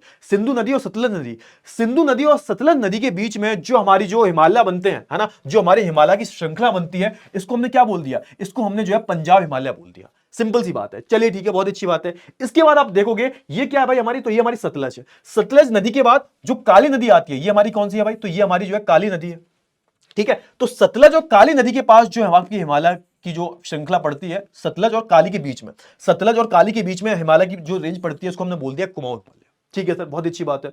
अच्छा अब बात कर लेते हैं किसके बारे में, अब जो काली नदी और कोसी नदी, यहां पर एक कोसी नदी भी निकलती है, कोसी नदी के बीच में देखो ध्यान से, हमारी जो काली नदी है और कोसी नदी जो है, ये कोसी नदी, इसके बीच में जो हिमालयास हैं इनको हमने क्या बोल दिया, इनको हमने बोल दिया क्या भाई, जल्दी से बताओ फटाफट से, इनको हमने बोल दिया नेपाल हिमालय, नेपाल हिमालय बोल दिया। अच्छा अब ध्यान से देखो, फटाफट से देखो, यहां पर हमारी जो कोसी नदी जो है, यानी कि ये हमारी कोसी नदी है, और ये हमारी कौन सी नदी है, ये हमारी तीस्ता नदी है। इसके बीच में जो हिमालयास हैं इनको हमने क्या बोल दिया, इनको हमने बोल दिया सिक्किम हिमालयास। ठीक है, और आखिरी में हम देखेंगे हमारी जो, आप देखोगे हमारी जो दिहांग नदी और तीस्ता नदी जो है, ये हमारी तीस्ता नदी है और ये हमारी दिहांग नदी है, इसको हमने क्या बोल दिया, इसको हमने बोल दिया आसाम हिमालय। क्लियर हुआ। तो आई होप आपको इतनी जो चीजें हैं वो बहुत अच्छे से जो है क्लियर हो गई होंगी, समझ में आया। तो इतनी सारी जो चीजें आपको बहुत अच्छे से जो है क्लियर हो गई होंगी। तो हमने क्या किया, हमने जो है नदियों, हमने जो अपने हिमालय जो पर्वत थे इनका, इनकी जो श्रृंखला जो थी, इनको जो है नदियों के हिसाब से जो है अलग अलग भागों में इनका वर्गीकरण कर दिया। क्लियर हुआ। चलिए तो बहुत अच्छी बात है, अब आगे बढ़ लेते हैं और आगे हम जो है थोड़ा सा और चीजों के बारे में जान लेते हैं। अच्छा ठीक है, हिमालय पर्वत श्रृंखला के बारे में थोड़ी सी अगर हम बात करें तो आप देखो यहाँ पर थोड़ा सा ब्रह्मपुत्र की भी बात कर लेते हैं, है ना, एंड में। जैसे आप देखोगे ना यहाँ पर पूर्वांचल हिमालय की तो हमने बात की नहीं, है ना, ये क्या है यहाँ पर, अगर थोड़ा सा आप देखोगे ये पूरे जो है प्रॉपर जो है यहाँ पर, ये जब पहाड़ जो है यहाँ पर देखोगे ना, यहाँ पे दिहांग से थोड़े मुड़ जाते हैं ना, इनको जो है पूर्वांचल हिमालय बोलते हैं। इनके बारे में बात कर लेते हैं। अब देखो ब्रह्मपुत्र हिमालय की सबसे पूर्वी सीमा, जैसे ये क्या है भाई, ये हमारे ब्रह्मपुत्र हिमालय ये वाले, है ना, पूरी प्रॉपर तरीके से अरुणाचल प्रदेश से होते हुए जाते हैं ये। तो इनकी हम पूर्वी सीमा की बात करें तो आप यहाँ पे देखोगे ना, यहाँ पर क्या है, बीच में आप देखोगे दिहांग महाखंड मिलेगा आपको, जिसको हम दिहांग जॉर्ज बोलते हैं। इसका मतलब क्या होता है, इस महाखंड का नाम सिंपल सा मतलब होता है, इसका मतलब सिंपल से क्या होता है, महाखंड का सिंपल सा मतलब क्या है कि मान के चलो दो पहाड़ी हैं और दो पहाड़ियों के बीच में नदी जा रही है, दो पहाड़ियों को काटते हुए जब नदी जा रही होती है, या फिर दो पहाड़ियों में बहुत एक डिफरेंस होता है, एक घाटी मिलती है आपको, दो बड़ी बड़ी पहाड़ों के बीच में घाटी मिल रही है प्रॉपर तरीके से, वहां से नदी बहते हुए जा रही होती है, तो उसको हम बोल देते हैं गॉर्जेस, है ना, क्या बोलते हैं, गॉर्ज बोल देते हैं उसको, या फिर महाखंड बोल देते हैं उसको। क्लियर हुआ। तो आप देखोगे यहाँ पर दिहांग महाखंड के बाद जो है क्या होता है, हिमालय दक्षिण की तरफ की तरफ जो है मुड़ जाता है। मतलब क्या हुआ, इसका मतलब ये हुआ बेटा, देखो ध्यान से सुनो, ध्यान से सुनो फटाफट से। अब यहाँ पे ऐसा बोला जा रहा है कि मान के चलो ये हमारे क्या आ रहे हैं, हमारे ब्रह्मपुत्र हिमालय है, देखो ये ऐसे, ये देखो ऐसे पूरे प्रॉपर तरीके से श्रृंखला बनी आ रही है। ठीक है सर, बनी आ रही है, बनी आ रही है, बनी आ रही है, बनी आ रही है। यहां पर क्या पड़ेगा, यहां पर आप देखोगे हमारा, यहां पर क्या पड़ेगा, यहां पर हमारा दिहांग, दिहांग महाखंड पड़ेगा, यहां पर महाखंड पड़ेगा, दिहांग महाखंड जो यहां पर पड़ेगा हमारा। ठीक है सर, और जब पड़ेगा ये यहां पर, यहां से क्या होगा, यहां से जो दिहांग महाखंड का मतलब तो पता चल गया ना तुम्हें, कि दो पहाड़ है, दो पहाड़ के बीच में नदी जो आती है ना, दो घाटियों के बीच में नदी जारी होती है, घाटियों को चीरते हुए। तो वो जो पार्ट होता है उसको हम जॉर्ज बोल देते हैं, महाखंड बोल देते हैं, ठीक है। तो समझो यहां पर क्या हुआ भाई, जब यहां पर जैसे ही हिमालय ऐसे मुड़ेंगे तो बीच में आपको क्या मिलेगा, बीच में आपको जो है दिहांग महाखंड मिलेगा आपको। इसके बाद क्या होगा, इसके बाद जो आप देखोगे हमारे हिमालय जो मुड़ जाते हैं, है ना, हमारे हिमालय जो एक तीखा मोड़ ले लेते हैं भारत के पूर्वी इलाकों में, इधर की तरफ पूर्वी इलाकों में जो है यहां पर तीखा मोड़ ले लेते हैं, और इनको हम क्या बोलते हैं, इनको ही हम नाम देते हैं भाई पूर्वांचल या फिर पूर्वी पहाड़ियां। समझ में आया, तो इनको हम जो पूर्वी पहाड़ियां जो है बोल देते हैं। समझ में आया, ये चीज जो आपको आई होप क्लियर हो गई होगी। यह पहाड़ियां जो उत्तर पूर्वी राज्यों से होकर गुजरती है। यहां पे आप देखोगे जितने भी राज्य हैं उत्तरी पूर्वी, आसाम की हम बात करें, सिक्किम की हम बात करें, मेघालय की हम बात करें, तो यहां से होते हुए जो है पहाड़ियां गुजरती हैं। क्लियर हुआ ना। चलिए अब यहां पे देखो कुछ यहां पर आपको कुछ बहुत ज्यादा फेमस जो है पहाड़ियां मिल जाएंगी आपको देखने में। जैसे हम बात करें पटकई की बात करें, नागा की बात करें, नागालैंड में मिल जाएगी। अब मीजो की हम बात करें, मीजो हिल्स जो है, मीजो पर्वत जो है, ये आपको मिजोरम में मिल जाएंगे, मणिपुर में मिल जाएंगे। तो ये सारी पहाड़ियां जो है आपको जो है आपको उत्तरी पूर्वी इलाके में देखने को मिल जाएंगी। समझ में आया। चलिए तो हमारी जो ब्रह्मपुत्र हिमालय जो है, जब वो ध्यांगार जो आता है उससे जैसे ही मुड़ते हैं यहां पर, है ना, वैसे ही आप देखोगे एक तीखा मोड़ लेंगे, और तीखा मोड़ लेने के बाद ये पूर्वी सीमा में जो घुस जाएंगे। समझ में आया। चलिए बहुत अच्छी बात। अब हम बात कर लेते हैं किसके बारे में। अब हम देखो हिमालय के बारे में हमने पढ़ लिया, ये जो पूरा क्षेत्र था इसके बारे में हमने पढ़ लिया। देखो ध्यान से, फटाफट से बेटा देखो, है ना, इसके बारे में हमने पूरा पढ़ लिया, ये पूरा जो पार्ट था हमने पढ़ लिया। अब हम बात करेंगे इसके ठीक नीचे वाले हिस्से के बारे में। किसके बारे में बात करेंगे, हम जो है मैदानी इलाकों के बारे में बात करेंगे, उत्तरी मैदान के बारे में बात करेंगे। इनको मैदान क्यों बोला जा रहा है, क्योंकि ये कैसे है, पूरे मैदानी इलाके हैं। यहाँ पर कोई भी आपको जो है ऊबड़ खाबड़, यहाँ पर ऊंचे नीचे पहाड़ आपको देखने को नहीं मिलेंगे, पूरे मैदान ही मैदान मिलेंगे। उत्तर प्रदेश का जो भाग है, उत्तर प्रदेश हो गया हमारा, हरियाणा हो गया, पंजाब हो गया, बिहार हो गया, ये सारे जो इलाके हैं, कुछ हिस्सा आप मान के चलो एमपी का भी हो गया, कुछ हिस्सा राजस्थान का, कुछ हिस्सा हो गया, कुछ हिस्सा, तो आप देखोगे ये सारे जो हिस्से हैं किस में आते हैं भाई, हमारे उत्तरी मैदानी वाले इलाकों में आते हैं। समझ में आया। चलिए तो भारत का जो है उत्तरी मैदान जो है 3 प्रमुख नदी प्रणालियों से जो बना है। अब यहां पर सुनो, यहां पर अब ये सुनो कि भैया अब आपके मन में एक सवाल आना चाहिए सर, कि सर एक बात बताओ कि हमारे जो मैदानी इलाके हैं, ये यहां से लेके प्रॉपर जो दिख रहे हैं आपको, ये पूरा जो हिस्सा दिख रहा है आपको, ये पूरा जो हिस्सा दिख रहा है, कि सर ये एक बात बताओ, ये हिस्सा बना कैसे, किस तरीके से जो हमारे मैदानी इलाके बने हैं। तो सिंपल सा बोला गया है कि ऊपर से 3 महत्वपूर्ण नदियां बह के आती हैं। हमारे जो ग्लेशियर्स हैं इनसे जो है 3 महत्वपूर्ण नदियां बह के आती हैं। इन तीनों के नाम क्या है, तो सिंधु नदी हो गई हमारी, हमारी जो गंगा नदी है वो हो गई, और हमारी ब्रह्मपुत्र नदी हो गई। जब ये ऊपर से बहुत तेजी से नीचे बहाव के साथ आ रही होती हैं, तो अपने साथ में बहुत सारे गाद लेके आती है, बहुत सारी अवसादी चीजें लेके आती हैं, बहुत सारी सेडिमेंट जो होते हैं, गाद जो होती है वो लेके आती हैं। और जब इनकी गति धीरे हो जाती है, जब ये नीचे आती है, जब इनकी गति धीरे हो जाती है, तो ये अपनी गाद को छोड़ने लगती हैं। और इन गादों से ही क्या बना है भाई, ये जो गाद है इससे हमारे जो है हिमालय, इससे इस गाद से हमारे जो है मैदानी इलाके बनके तैयार हुए। ठीक है, इनको बनने में बहुत समय लग गया, लेकिन ये जो गाद थी, मतलब कहने का ये है कि जो हमारी नदियां जो हैं, इन नदियों की वजह से ही जो हमारे मैदानी इलाके बने हैं। जो ये गाद साथ में लाती थी, ये छोड़ छोड़ के जाती थी, धीरे धीरे धीरे धीरे गाद का जमाव जो है बहुत ज्यादा हो गया, और यही जो आप देखोगे जलोढ़ मृदा में बदल जाएगा। तो इसी से बाद में आप धीरे धीरे आप देखोगे ये जो इलाका है बहुत ज्यादा उपजाऊ है खेती के लिए। क्यों, क्योंकि यहां पर जलोढ़ मृदा पाई जाती है। यहां पर जो भी आपको मिट्टी मिलती है वो कहीं ना कहीं कैसे बनी हुई है, तो हमारी नदी जो है, नदियां जो है, उन्होंने अपना काम करा है, नदियों ने। ठीक है, तो यहां पे बोला जा रहा है कि सिंधु नदी, गंगा नदी और ब्रह्मपुत्र नदी के कारण जो हमारे मैदानी पूर्वी जो उत्तरी मैदानी जो है वो देखने को मिलते हैं। यह मैदान जो है लाखों वर्ष के दौरान जो जमा हुए जलोढ़ मिट्टी से बने हैं। ठीक है, क्लियर हुआ। तो जलोढ़ मिट्टी जमा कैसे हो रही थी, तो नदियां जो थी जब अपने साथ में गाद लाती थी, वो जो गाद है जब उनकी गति धीरे होती थी तो वो नीचे छोड़ दिया करती थी। अब जब छोड़ दिया करती है तो क्या हुआ, जब इन्होंने गाद छोड़ी तो ये जो गाद है ना, इसका जमाव इतना हो गया, ये जो जलोढ़ मृदा है इसका जमाव इतना हो गया, बाद में आप देखोगे प्रॉपर तरीके से एक मैदानी क्षेत्र में बन जाती है।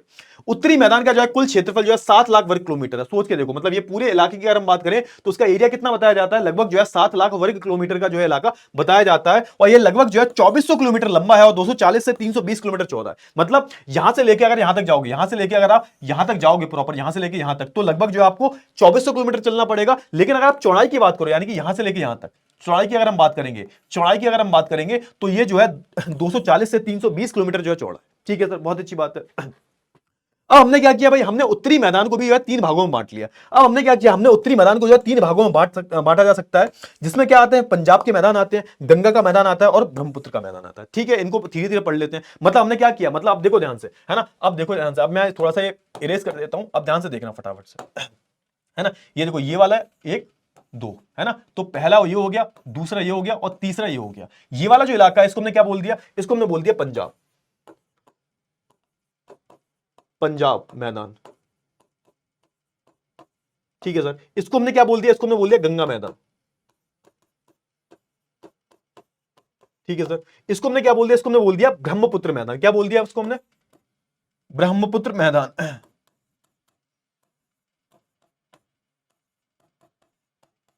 ठीक है, तो इसको हमने तीन जो है अलग अलग हिस्सों में बांट लिया इस मैदानी को, इसकी बात कर रहा हूं मैं, ये यहां से लेके यहां तक है ना, तो यहां से लेके यहां तक और यहां से लेके यहां तक। अब हम किसकी बात कर रहे हैं, हम इसकी बात कर रहे हैं, इस क्षेत्र की बात कर रहे हैं, इस पूरे क्षेत्र की बात कर रहे हैं। ठीक है, चलिए इनके बारे में एक एक करके पढ़ लेते हैं। सबसे पहले हम पंजाब के मैदानी इलाके के बारे में बात कर लेते हैं सर। ठीक है सर, पंजाब की बात कर लेते हैं। ठीक है, बहुत अच्छी बात है। अच्छा, अब देखो यह जो उत्तरी मैदान जो है पश्चिम भाग को जो बनाता है। अब जैसे हम बात करें जो हमारा उत्तरी मैदान जो था, यानी कि इस बात की इसकी हम बात करें, ध्यान से देखो फटाफट से। हाँ, ये देखो ये कौन सा भाग है, ये हमारा जो है पश्चिमी भाग है ना, ये हमारा कौन सा भाग है, ये हमारा पश्चिमी भाग है। इसको बनाने का काम किसका है, इसको बनाने का काम जो हमारे 5 नदियों का है। पंजाब, पंजाब नाम कैसे रखा गया, पंजाब, पंज मतलब 5, आब मतलब पानी, मतलब 5 नदियों से बना हुआ जो एरिया है, 5 नदियों द्वारा बनाया हुआ जो इलाका है, उसको हमने पंजाब बोला है। ठीक है, पता होना चाहिए सारी चीजें, थोड़ी छोटी छोटी चीजें जो है आपको पता होनी चाहिए। देखो यहां से यह उत्तरी मैदान के जो है पश्चिमी भाग को बनाता है। उत्तरी मैदान जो है, यानी कि इस मैदान की हम बात करें तो इसका पूरा जो ये वाले की बात करूं मैं, जैसे मान के चलो, थोड़ा सा देख लेते हैं, देख लो, थोड़ा सा समझ में आ जाएगा ना। ये देखो ये हमारा भारत है ना। ठीक है, तो ये वाला जो इलाका है, ये वाला, ये पूरा जो इलाका है, पश्चिमी इलाका जो है, इस इलाके को बनाने में जो आप देखोगे हमारा पंजाब का मैदान जो इलाका है वो हमारा जो है इसी के द्वारा बनाया गया। उस यह मैदान जो है सिंधु और उसकी जो है सहायक नदियां हैं। सहायक नदियां सर कौन सी होती हैं, सहायक नदियां कौन सी होती है सर, इसको हम बोलते हैं ट्रिब्यूटरी।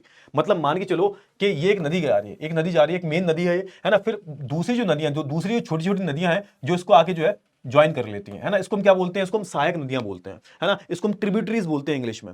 मान के चलो एक मेन नदी है, बहुत बड़ी नदी है, अब इस मेन नदी को जो है अलग अलग नदियां आके जो है इसको समा जाती हैं इसमें, है ना, इसको ज्वाइन कर लेती हैं, है ना। अब इसको हम क्या बोलते हैं भाई, शामिल हो जाती है इसमें, और फिर आप देखोगे इसी को हम बोलते हैं सहायक नदियां।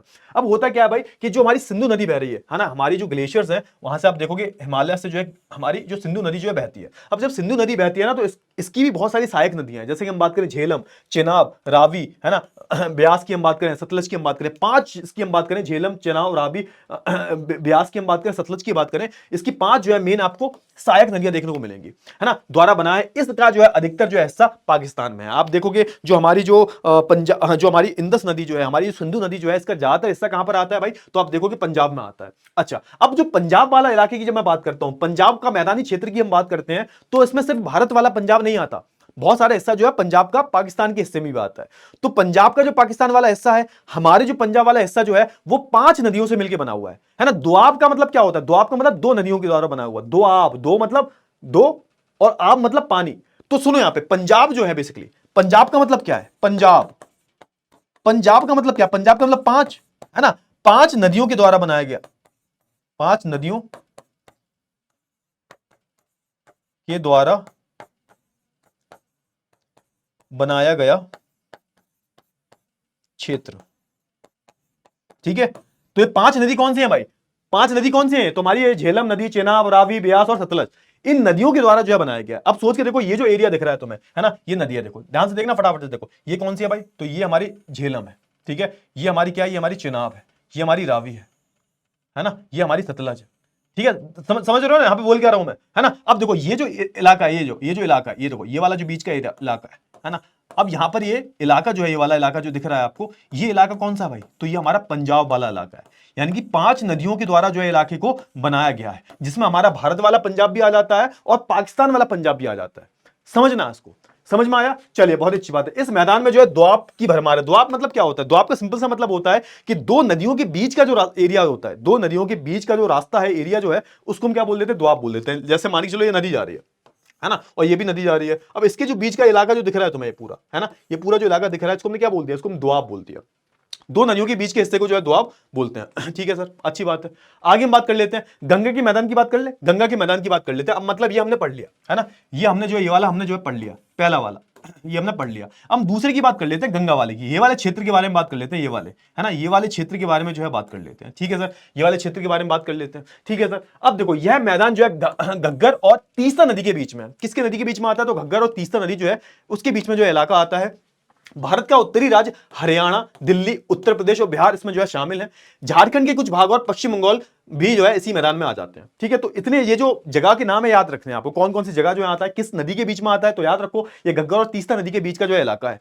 क्लियर हुआ, ये कौन कौन से इसमें राज्य आ जाते हैं, तो आप देखोगे हरियाणा, दिल्ली, उत्तर प्रदेश, बिहार, झारखंड का जो कुछ भाग जो है वो भी इसमें आ जाता है, कुछ भाग जो है पश्चिम बंगाल का भी इसमें आ जाता है। अच्छा, अब आखिरी हम बात कर लेते हैं ब्रह्मपुत्र के मैदान के बारे में। ब्रह्मपुत्र के मैदान के बारे में बात करें तो ये कहां पर है भाई, तो यह उत्तरी मैदान जो है कि पूर्वी हिस्से का जो है निर्माण करता है, मुख्यतः जो है असम वाला पार्ट, यानी कि ये वाला जो हिस्सा है ना, ये वाला जो हिस्सा पूरा जो है असम वाला जो हिस्सा है, इस वाले हिस्से में आपको जो है देखने को क्या मिलेगा, प्रॉपर तरीके से जो है ब्रह्मपुत्र के बनाए हुए जो है यहाँ पर आपको मैदानी क्षेत्र देखने को मिल जाएंगे, यानी कि ऐसे मैदानी क्षेत्र जो ब्रह्मपुत्र के द्वारा बनाए गए हैं, जो ब्रह्मपुत्र नदी जो है उसके द्वारा जो यहाँ पर मैदानी इलाके बनाए गए हैं। स्पेशली मैं बात करूं किसकी, असम वाला जो इलाका है इसकी मैं बात करूं, ठीक है, क्लियर हुआ। और ये किस मैदानी हिस्से का निर्माण कर रहे हैं, तो पूर्वी मैदानी हिस्से का जो है निर्माण कर रहे हैं। इन तीनों के बारे में जो आपको पता होना चाहिए। अब हम क्या करते हैं भाई, अब थोड़ा सा हम एक चीज और देख लेते हैं, बहुत ही जरूरी चीज है, बहुत जरूरी चीज है, बहुत ही ज्यादा जरूरी, जो मे भी आपको जो है आगे काम आएगी, ठीक है, चलिए बहुत ही अच्छी बात है। अब होता क्या है, देखो ध्यान से देखना, इसको आप पढ़ते रहना, मैं बस एक समझाना चाहता हूं आपको चीजें। अब आपको ऐसा लगता है कि भाई देखो हमारे जो मैदानी क्षेत्र है इनमें कोई अंतर नहीं होता है, प्लेन होते हैं, मैदान होते हैं इनमें, लेकिन इनमें भी बहुत सारे क्या होते हैं, इनमें भी बहुत सारे अंतर होते हैं, उन्हीं के बारे में बात की गई है। अब देखो यहाँ पे उत्तरी मैदानों की जो व्याख्या समानतः इसके उच्च वाचों में जो है बिना किसी विविधता और समतल स्थल के रूप में की जाती है। समझ रहे हो यहाँ पे, मतलब अगर मैं उत्तरी मैदान की बात करूं तो इसमें ना तो कोई ऊंचापन दिखता है, या ना ही हम इसके आकार की बात करते हैं, है ना ही हम इसकी विविधता की बात करते हैं, हम तो इसको ऐसा बोलते हैं कि समतल है ना। जब भी मैदानी इलाके की बात आती है तो हम क्या बोलते हैं इसके बारे में कि भाई ये तो क्या है, ये तो समतल है। क्लियर हुआ ना, इसके जो उच्च वचों में जो है बिना किसी विविधता वाले समतल स्थल के रूप में जो है की जाती है। मतलब यहां पर जो पूरा इलाका है, मैदानी इलाका, इसमें हम ये देखते हैं कि भाई यहां पर जो है कोई भी आपको जो है विविधता नजर नहीं आती, मैदान मतलब मैदान, लेकिन ऐसा गलत है, यह सही नहीं है ना, यह सही नहीं है।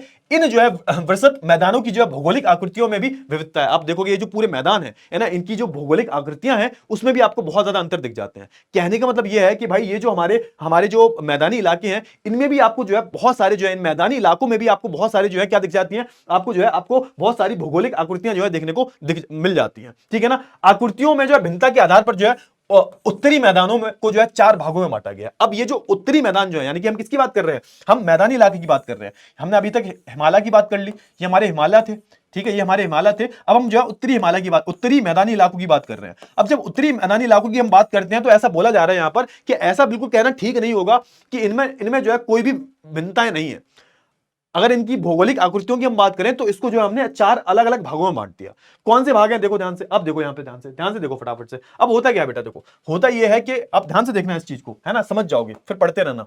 अब होता यह है कि नदी जो है यहां से निकल रही है, नदी जो है यहां से निकल रही है, ठीक है। अब नदी निकली, नदी की स्पीड बहुत तेज है। अब नदी जब नीचे आई तो होता क्या है, नीचे बहुत सारे क्या होते हैं, कंकड़ पत्थर होते हैं, नीचे बहुत सारे कंकड़ पत्थर होते हैं, बहुत सारी गाद होती है। तो आपने देखा होगा, जैसे जाना कभी ऋषिकेश वगैरह, हरिद्वार वगैरह जाना, वहां पे देखने को मिल जाएगा आपको, नीचे बहुत सारे कंकड़ पत्थर होते हैं, है ना। अब होता क्या है, जैसी नदी नीचे आती है, नीचे नदी आती है तो ये जो है इनकी जो स्ट्रीम्स जो होती हैं, इनकी जो वो प्रॉपर तरीके से जो स्ट्रीम्स बह रही होती हैं, ये जो है आप देखो पत्थर के अंदर छुप जाती हैं, नीचे बहुत सारे पत्थर होते हैं, तो पत्थर नदी जो है वो गायब हो जाती है, वो नदी जो ऊपर से बह रही थी वो गायब हो जाती है इन पत्थरों के अंदर, ठीक है। तो इस इलाके को हम क्या बोलेंगे, भावर बोलेंगे, ठीक है। फिर आप आगे देखोगे, आगे जाकर जो है ये एकदम से ये जो नदी जो है एकदम से जो है बाहर आना शुरू होती है और चित्र हो जाती है। क्यों, क्योंकि पत्थरों के अंदर से आ रही थी ना, अब एकदम से जो यहाँ पर नदी आना शुरू होगी। और फिर यहाँ पर तेरई वाला जो इलाका है, तेरई इसको हम क्या बोलते हैं, तेरई वाला इलाका बोलते हैं, तेरई।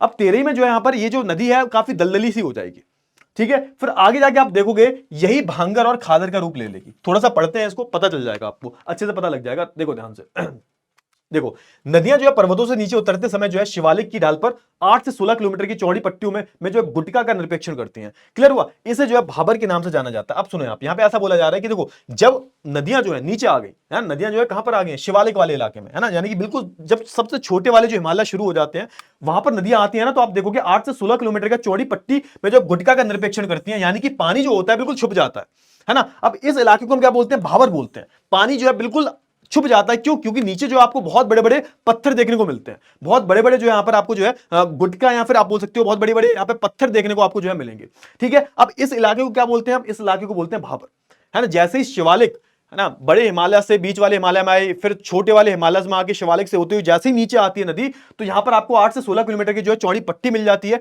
यहां पर आपको कई सारे जो है बड़े बड़े पत्थर कंकड़ मिलेंगे। अब यहां पर होता क्या है कि नदी जो है वो बिल्कुल गायब हो जाती है ना। उसको हम क्या बोलते हैं, अलग अलग सरताएं होती हैं, है ना, सरताएं जो होती हैं वो उन पत्थरों के अंदर चली जाती हैं और वो गायब हो जाती हैं। सुनो यहाँ पे, इसे भाबर के नाम से जाना जाता है। सभी सरताएं जो है इस भाबर पट्टी में जो है विलुप्त हो जाती हैं। क्यों, क्योंकि बड़े बड़े पत्थर होते हैं, बड़े बड़े पत्थर होते हैं, इन पत्थरों के अंदर जो है वो जो सरताएं हैं, जो स्ट्रीम्स हैं, वो अलग अलग हो जाती है, विलुप्त हो जाती है। इस पट्टी के दक्षिण में जो है ये सरताएं एवं नदियां पुनः निकलती हैं। फिर आप देखोगे ये जो पट्टी है ना, इसके दक्षिण में है ना, यानी कि अगर ये हमारा क्या, ये हमारा उत्तर है, तो नीचे आ जाओगे तो ये क्या इसका, ये दक्षिण है इसका। अब दक्षिण में फिर से क्या होता है, थोड़ा सा आगे चलने के बाद आप देखोगे फिर से क्या होता है, फिर से जो है आप देखो, फिर से ये जो सरताएं फिर से निकलने लगती हैं। जब ये सरताएं फिर से निकलने लगती हैं, फिर ये किसका निर्माण करती हैं, तो यहां पर आप देखोगे यहां पर एक दलदली क्षेत्र का जो है निर्माण करती हैं। इसको हम क्या बोलते हैं, इसको हम बोलते हैं तराई, है ना, क्या बोलते हैं इसको, तराई बोलते हैं। यह वन्य प्राणियों से जो है भरा घने जंगलों में से क्षेत्र है, तो यहां पर आपको बहुत सारे घने जंगल वगैरह देखने को मिल जाएंगे।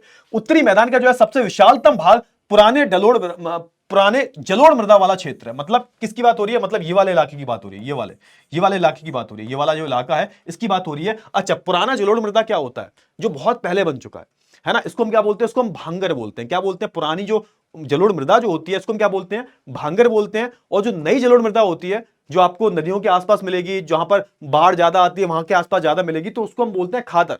खादर मतलब जो नई जलोढ़ मृदा है, ठीक है, इतना याद रखना आप। तो देखो यहाँ पे वे नदियों के बाढ़ वाले मैदान, देखो उत्तरी मैदान का जो है सबसे विशालतम जो है भाग पुराने जलोढ़ मृदा से बना हुआ है।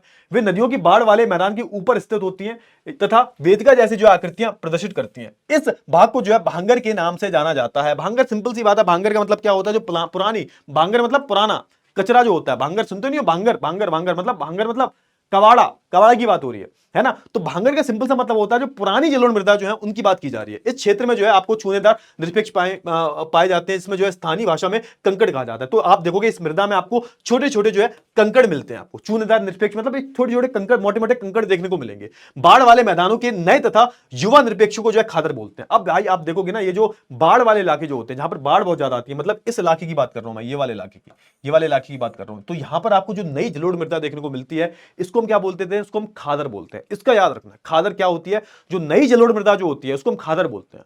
तो भाबर के बाद आप देखोगे जहां पर बाढ़ ज्यादा आती है, जहां पर नदियां जो है बहुत ज्यादा बहती हैं, बाढ़ आने के चांसेस रहते हैं, तो वहां पर आप देखोगे खादर, आपको खादर मृदा मिलेगी।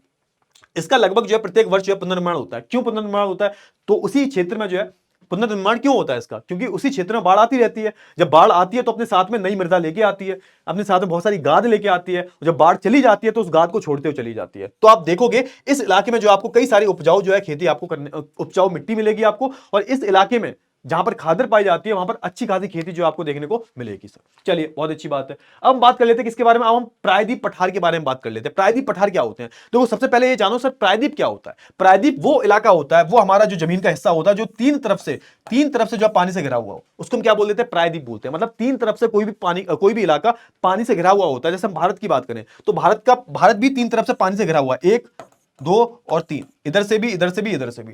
तो उसको हमने क्या बोल दिया, इसको हमने बोल दिया प्रायद्वीप। अच्छा, प्रायद्वीप में पठार क्या होता है सर, पठार का मतलब नहीं समझ में आता, पठार क्या होता है। देखो पठार बेटा वो इलाका होता है, वो ऐसा एक ऐसी आकृति होती है जो ना तो पूरी पर्वत है और ना ही पूरी जो है मैदान है, मतलब जमीन से उठा हुआ है, जमीन से उठा हुआ है और एक मेज की तरह दिखता है ना, जमीन से उठा हुआ है, जमीन से उठा हुआ है, बट एक मेज की तरह दिखता है। इसकी चोटी नहीं होती है ना, और ना ही ये प्रॉपर तरीके से मैदान होता है। तो ये क्या होता है सर, तो फिर ये क्या होता है सर, आपको क्या दिखाई देता है ये, तो आप देखोगे इसको हम एक नया नाम देते हैं, इसको हम एक नया नाम देते हैं। इसको क्या नाम देते हैं, हम इसको नया नाम देते हैं। क्या नाम देते हैं भाई, इसको हम बोल देते हैं क्या, इसको हम बोल देते हैं प्रायद्वीप पठार। ठीक है, इसको हम क्या बोल देते हैं, इसको हम प्रायद्वीप पठार बोल देते हैं, पठार बोल देते हैं। पठार का मतलब क्या होता है, सिंपल सा एक, इसको इंग्लिश में हम क्या बोलते हैं, टेबल टॉप स्ट्रक्चर। मतलब ना तो वो पूरा पहाड़ है और ना ही वो पूरा क्या है, ना ही वो पूरा मैदान है, ना ही इसकी कोई चोटी होती है। क्लियर हुआ ना या नहीं हुआ, फटाफट से बताओ जल्दी से।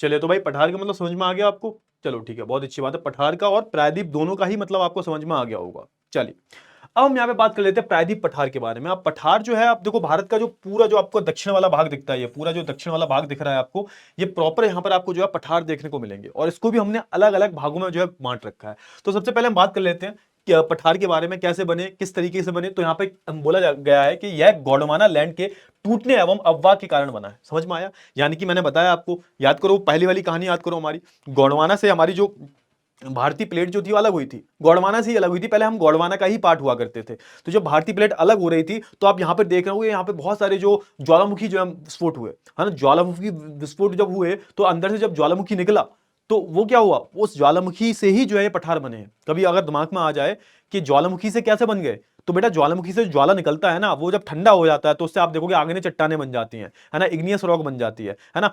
आप यहां पर वही देखोगे, यहां पर आप देखोगे कि आपको यहां पर काली मृदा मिलती है। काली मृदा कैसे बनती है? क्योंकि वो लावा से ही मिलकर बनी हुई है, ठीक है। तो जब हमारा गोंडवाना जो भाग जो है, गोंडवाना भाग से जब भारतीय प्लेट अलग हुई थी और जब वो जा रही थी यूरेशियन प्लेट की तरफ, तो आप देखोगे इसमें बहुत सारे जो है ज्वालामुखी विस्फोट वगैरह हुए। और उनसे क्या हुआ जब ज्वालामुखी निकला तो जब वो समय मतलब बहुत टाइम तक निकलता रहा निकलता रहा निकलता रहा, आप देखोगे वो किसका रूप ले लेगा? वो पठार का ही रूप ले लेगा। और जब वो ठंडा पड़ गया, फिर वो आग्नेय चट्टान में बदल गया, तो आप देखोगे प्रॉपर तरीके से यहां पर आपको पता चलेगा कि एक टाइम पर ये चट्टानें बहुत ऊंची हुआ करती थी। अब तो टूट गई हैं, वो बहुत पुरानी होने के बाद, बूढ़ी होने के बाद जो है वो टूट चुकी हैं।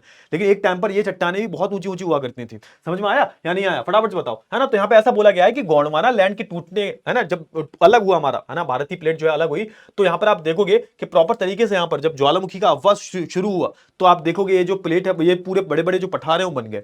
चलिए, यह त्रिभुजकार है जिसके उत्तर में जो है उत्तर में उत्तर का मैदान, और दक्षिण में जो है दक्षिण में और दक्षिण भाग में जो है कन्याकुमारी है। तो सिंपल सी बात है, आप देखोगे कि भाई उत्तर की हम बात करें तो यहाँ पर पूरा जो हमारे क्या आ जाता है, तो हमारा पूरा जो उत्तरी मैदान आ जाते हैं ना। अगर मैं बात करूं, ये हमारे क्या है, ये हमारे उत्तरी मैदान है, ये वाले पूरे, है ना। और दक्षिण की हम बात करें तो यहाँ पर आपको जो है क्या मिलेगा, यहाँ पर आपको जो है कन्याकुमारी देखने को मिलेगा। इसलिए यह सबसे पुराने शैलों में से शैलो से बना हुआ है। आप देखो, शैलो मतलब चट्टानों से बहुत पुराने हैं, ये गोंडवाना के टाइम का है। हमारे हिमालय तो बहुत नए हैं, तो ये गोंडवाना टाइम के हैं, तो इसका मतलब ये बहुत पुराने शैलो से बने हुए हैं। इस भाग में आपको चौड़ी और छिछली घाटियां मिलेंगी। छिछली मतलब इसको इंग्लिश में बोलते हैं शैलो, मतलब ज्यादा गहरी घाटियां नहीं है।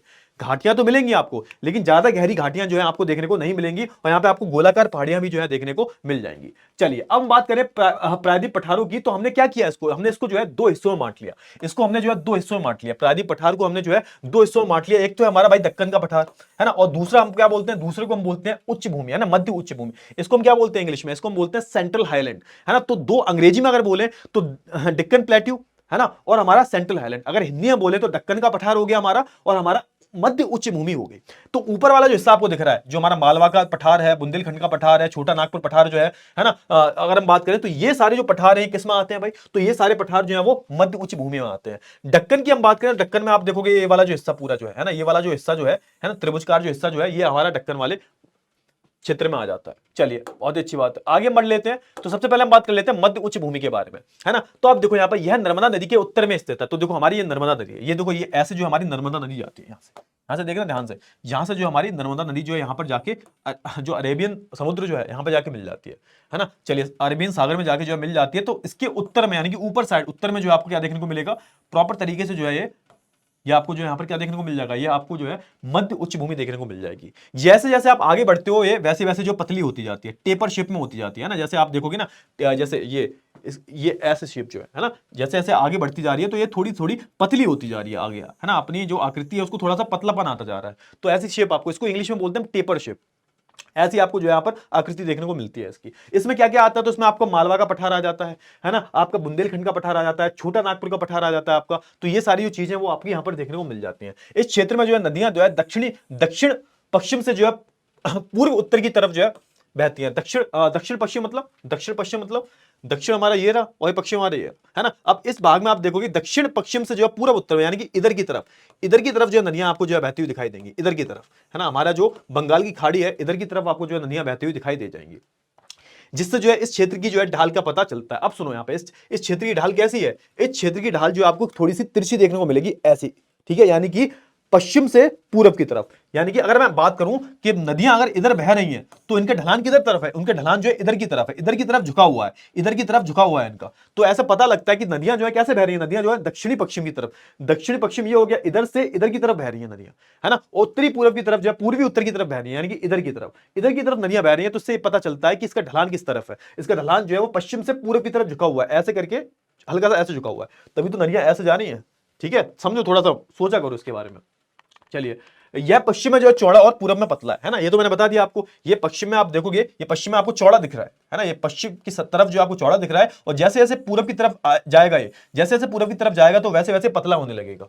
ठीक है, ये हो गया आपका। इस पठार में जो है पूर्वी प्रसार को जो है बुंदेलखंड या बघेलखंड के नाम से जाना जाता है। तो देखो यहाँ पे ये देखो, ये हमारा ये क्या हो गया, थोड़ा सा मैं इरेज करता हूं, इसको पता चल जाएगा आपको, है ना। तो यहाँ पर आपको जो है थोड़ा सा जैसा आगे बढ़ोगे आप, तो ये पूरब की साइड बढ़ोगे तो यहाँ पर बुंदेलखंड का आ जाएगा, ये बघेलखंड आ जाएगा। थोड़ा सा और पूरब में जाओगे तो आपको जो यहाँ पर छोटा नागपुर पठार जो है देखने को मिल जाएगा। यहाँ पर आपको प्रचुर मात्रा में क्या मिलते हैं, प्रचुर मात्रा में आपको जो है खनिज पदार्थ यहाँ पर देखने को आपको मिल जाते हैं सर, बहुत अच्छी बात है ना। तो ये सारी चीजें यहाँ पर लिखी हुई हैं, पढ़ लेना। अब बात कर लेते हैं दक्कन के पठार के बारे में। ये क्या भाई हमारा, तो ये हमारा दक्कन का पठार है, पूरा जो है ये दक्कन का पठार है, ठीक है। अब दक्कन के पठार की हम बात करें तो ये कहां पर है भाई, तो यह नर्मदा नदी के दक्षिण में। मैंने क्या बोला था आपको कि हमारा जो मध्य उच्च भूमि जो था वो नर्मदा नदी के ऊपर था। ये हमारी नर्मदा नदी है, ये हमारी नर्मदा नदी है। इसके ऊपर उत्तर में इसके कौन है, उत्तर में जो है हमारा सेंट्रल हाईलैंड यानी कि मध्य उच्च भूमि पड़ जाता है। इसके दक्षिण में जो हमारा दक्षिण का दक्कन पठार पड़ जाता है, ठीक है। तो नर्मदा नदी के जो है दक्कन पठार दक्षिण में, वही चीज बात बोली जा रही है।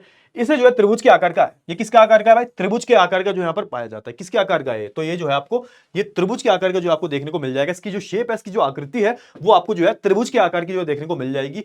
इसे जो है उत्तरी हिस्से में सतपुरा श्रृंखला और उत्तरी पश्चिम में जो अरावली है। अब देखो यहाँ पे क्या बोला जा रहा है, बहुत अच्छी बात बोली जा रही है कि अगर मैं इसकी बात करूं, है ना, अगर मैं बात करूं तो इसके उत्तरी हिस्से में जैसे हमारा ये क्या है, ये हमारा डेक्कन प्लेट्यू है, पूरा डेक्कन है।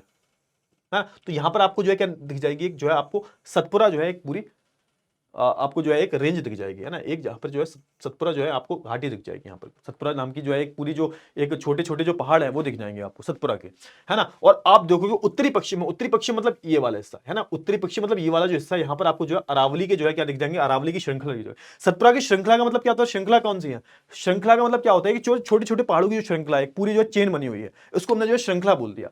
तो आप देखोगे इसके उत्तरी तरफ, है ना, उत्तरी तरफ की हम बात करें यानी कि इस तरफ की बात हो रही है ना। तो यहां पर आपको क्या मिल जाएगी, आपको ये एक बहुत बड़ी जो है सतपुरा की जो है आपको पूरी एक रेंज दिख जाएगी, श्रृंखला दिख जाएगी, है ना। कहां से होते हुए जाती है, तो आप देखोगे पूरी एमपी से होते हुए जाती है। और उत्तरी पश्चिम की तरफ बात करें, उत्तरी पश्चिम मतलब थोड़ा सा ऊपर जाओगे और इस तरफ आओगे तो यहां पर आपको जो है अरावली की श्रृंखला देखने को मिल जाएगी, अरावली की।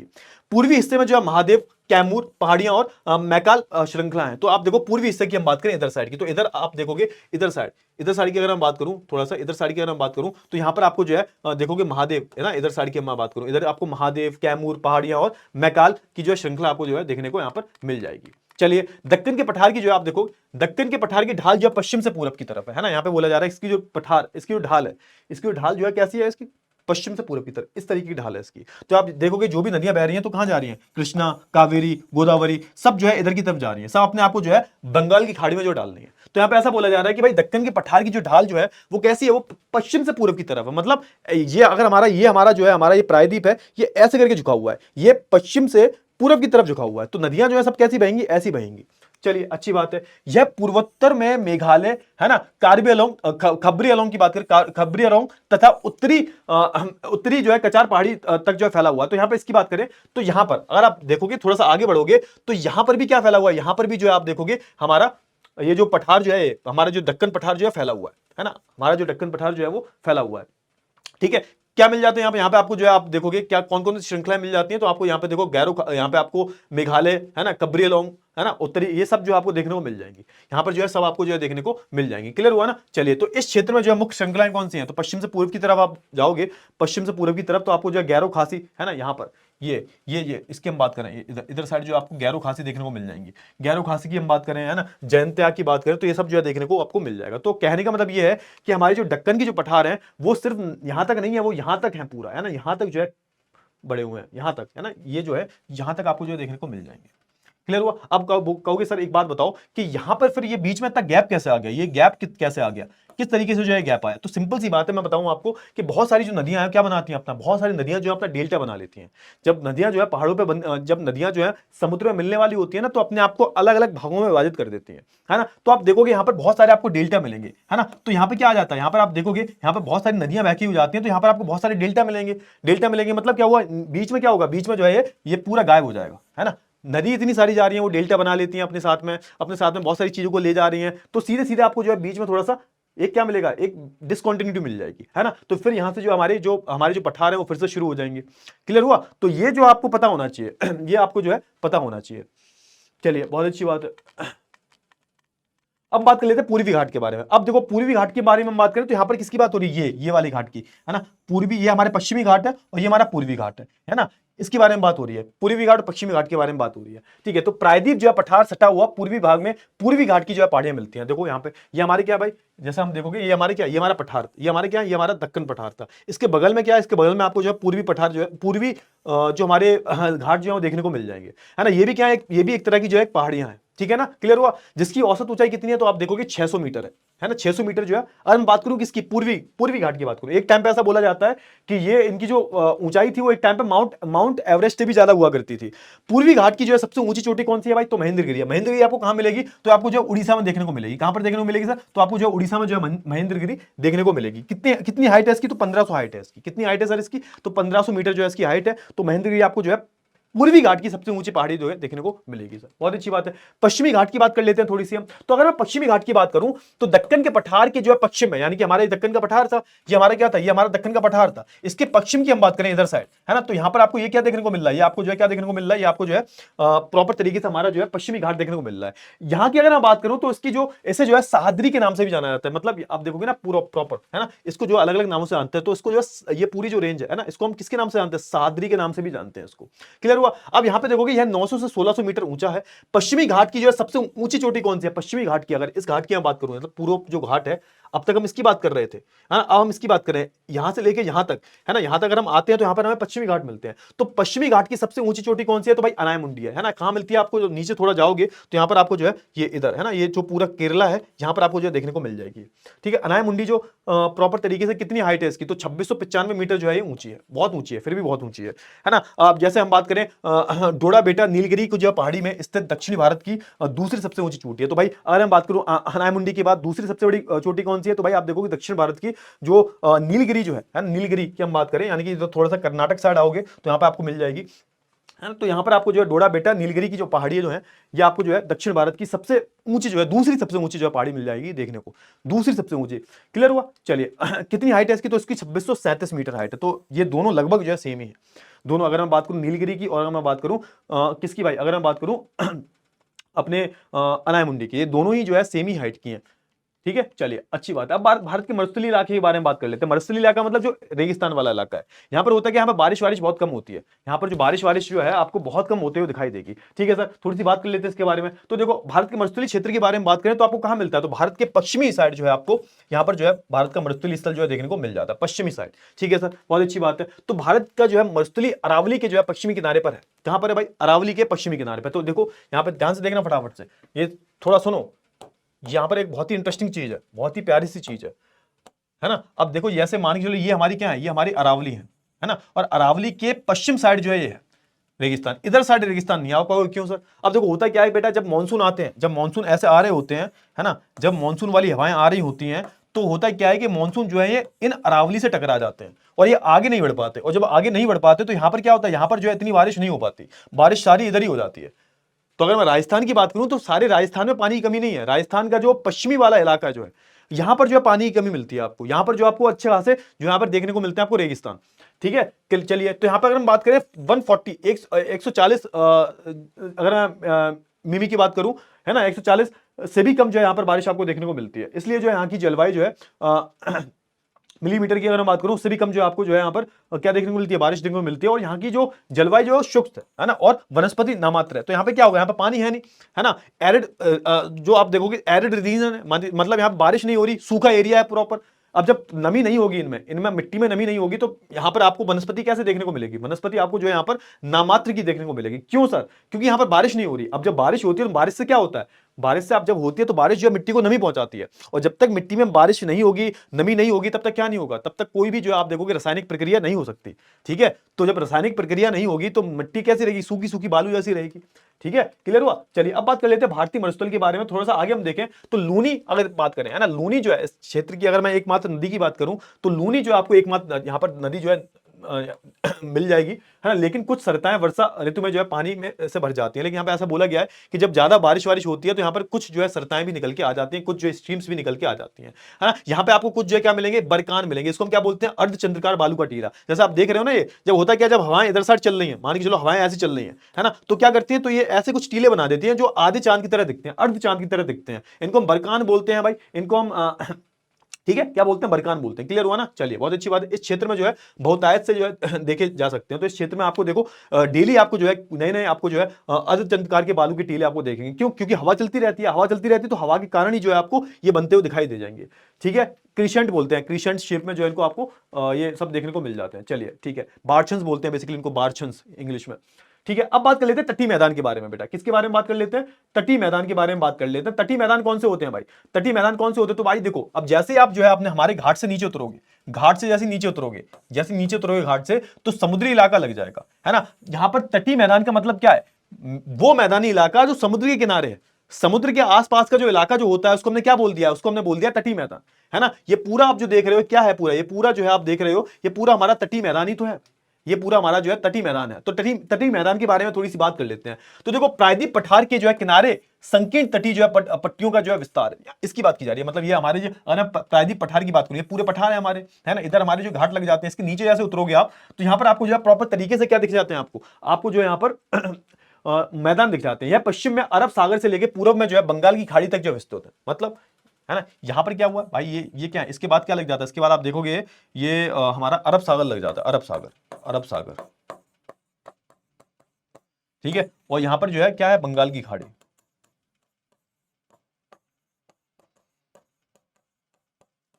ठीक है, इधर जो है अरब सागर है, इधर जो है बंगाल की खाड़ी है।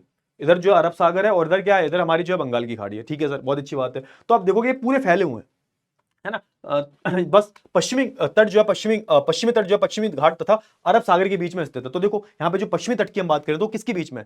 तो पश्चिमी तट जो है वो किसके बीच में स्थित है? तो पश्चिमी तट जो है वो अरब सागर और पश्चिमी घाट के बीच में है ना। मैंने बताया था ना आपको, थोड़ा समझो यहाँ पे। ये हमारा भारत है ना। ये क्या है भाई? ये हमारे घाट है ना। ये क्या हमारा? ये हमारा अरब सागर है, अरब सागर है हमारा। और इसके बीच का जो इलाका, ये वाला जो एरिया है, जो हमारे पश्चिमी घाट और अरब सागर के बीच का जो इलाका है, ये वाला जो इलाका है, ये वाला, है ना। इसको हमने क्या बोल दिया? इसको हमने बोल दिया पश्चिमी तट। वही हम बात करें, हमारे जो बंगाल की खाड़ी है, ये हमारी क्या है? ये बंगाल की खाड़ी है ना। और ये क्या हमारे? ये हमारे जो है पूर्वी घाट है ना। और पूर्वी घाट से जैसे नीचे उतरोगे तो ये क्या इलाका है? जो बीच का इलाका पड़ रहा है, बंगाल की खाड़ी और हमारे पूर्वी घाट के बीच का जो इलाका पड़ रहा है, इसको हमने क्या बोल दिया? इसको हमने जो पूर्वी घाट बोल दिया, पूर्वी तटीय क्षेत्र बोल दिया, पूर्वी तटीय क्षेत्र बोल दिया इसको हमने पश्चिमी तटीय क्षेत्र बोल दिया। जो किसके बीच में है? जो पश्चिमी घाट और हमारा अरब सागर के बीच का जो इलाका है। ठीक है, क्लियर हुआ? चलिए, अच्छी बात है, बहुत अच्छी बात है। तट के उत्तरी भाग को जो है यहाँ पर आप देखोगे, तट की अगर हम बात करें तो बहुत ही फेमस आपको यहाँ पर आपको बहुत सारी अच्छी अच्छी जगह मिलेंगी। जैसे हम बात करें कोकण, मुंबई तथा गोवा, है ना। मध्य भाग को जो है कन्नड़ जो है मैदान एवं दक्षिणी भाग को जो है मालाबार तट, है ना। इसकी हम बात की जा रही है। देखो ये कौन सा भाई? तो ये वाला भाग की हम बात करें, ये वाले नीचे नीचे ये वाले भाग की, है ना। ये केरला वाला भाग है, इसको हम मालाबार तट बोलते हैं। थोड़ा सा आओगे महाराष्ट्र की साइड आओगे, नीचे तक आओगे थोड़ा सा, इधर ये वाला जो इलाका है, यानी कि हमारा जो मुंबई और गोवा वाला इलाका है, इसको हम जो है कोकण तटीय क्षेत्र बोलते हैं। थोड़ा सा ऊपर निकलोगे, इसको हम क्या बोलते हैं? गुजरात वाला जो इलाका है, इसको हम जो है कठियावाड़ा क्षेत्र बोल देते हैं। तो इसको जो है अलग अलग नामों से जाना जाता है। ऐसे अगर मैं बात करूं, थोड़ा सा इधर आओगे आप, दक्षिण में आओगे थोड़ा सा, ये जो पूरा इलाका है, ये पूरा जो कौन सा वाला है?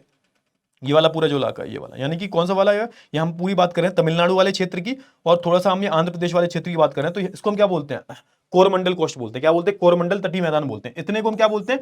कोरमंडल तटीय मैदान बोलते हैं। इनको अलग अलग नामों से जानते हैं। ठीक है, मैं क्या बता रहा हूं बेसिकली, इनको जो है अलग अलग नामों से जाना जाता है ना। जैसे आप थोड़ा सा ऊपर से लेके नीचे आओगे, है ना। सबसे पहले ये वाले इलाके की हम बात करें ऊपर, है ना। ये गुजरात वाला जो क्षेत्र है, तटीय क्षेत्र जो है, इसको हम कठियावाड़ा तटीय क्षेत्र बोलते हैं। थोड़ा सा नीचे आप आओगे, महाराष्ट्र साइड अगर आप आते हो थोड़ा सा नीचे, है ना, ये मुंबई गोवा वाला जो पोर्शन है, इसको हम बोलते हैं कोकण तटीय मैदान। थोड़ा सा नीचे आप आओगे, थोड़ा सा दक्षिण भारत की हम बात करें तो जैसे कर्नाटका वाला, कर्नाटका से थोड़ा सा नीचे आओगे केरला में, तो ये हम बोलते हैं, इसको हम क्या बोलते हैं? इस एरिया को हम बोलते हैं मालाबार तटीय मैदान।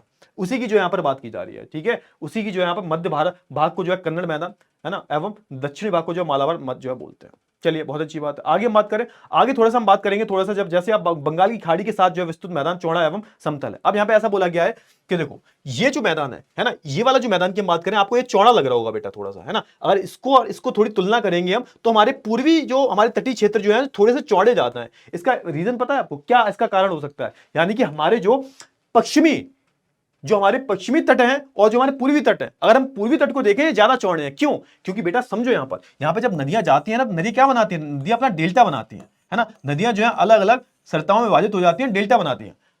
और जब डेल्टा बनाती हैं तो आपको यहाँ पर क्या देखने को मिलेगा, यहाँ पर आपको जो है अच्छी खासी जो है मिट्टी, अच्छी खासी गाद देखने को मिलेगी। तो इस वजह से आप देखोगे यहाँ पर आपको तटीय क्षेत्र में जो है ज्यादा चौड़ाई देखने को मिलेगी, है ना। क्यों? क्योंकि यहाँ से नदियां बहती हुई जाती हैं, जब नदियां समुद्र में मिलने वाली होती हैं भाई, तो आप देखोगे कि क्या बनाती है, बहुत बड़े बड़े जो है डेल्टा बनाती है, डेल्टास, है ना। डेल्टा में क्या होता है, जो नदियां होती हैं वो अलग अलग विभाजित हो जाती हैं, ठीक है। जब विभाजित हो जाती हैं तो उससे उससे क्या बनाती हैं, वो अपनी जो भी गाद होती है वो आस पास छोड़ती रहती है, छोड़ती रहती है, छोड़ती रहती है। तो आप देखोगे कुछ ऐसा बन जाता है, ये कुछ ऐसा, ये ऐसा कुछ, है ना। ये जो बीच वाला इलाका जो है इसको हम क्या बोल देते हैं, इसको हम क्या बोल देते हैं, इसको ही हम जो है डेल्टा बोल देते हैं। तो ये आप देखोगे पूर्वी क्षेत्र जो है, पूर्वी जो तटीय क्षेत्र जो है ज्यादा जो है चौड़ा है, ठीक है। क्लियर हुआ? चलिए अब देखोगे यहां पर उत्तरी भाग में जो है, ऐसे उत्तरी सरकार, है ना, उत्तरी भाग की हम बात करें, यानी कि ये वाली, है ना, ये वाला भाग, है ना, इसका जो उत्तरी भाग जो है इसको हमने क्या बोल दिया, इसको हमने उत्तरी सरकार बोल दिया भाई। नीचे इसका दक्षिणी वाला भाग जो है, जो हमारा तमिलनाडु और आंध्र प्रदेश वाला भाग जो है, इसको हमने कोरोमंडल तटीय क्षेत्र बोल दिया, ठीक है। चलिए बहुत अच्छी बात। अब बात कर लेते हैं द्वीप समूह के बारे में, आखिरी टॉपिक है, इसके बाद जो हमारा खत्म हो जाएगा।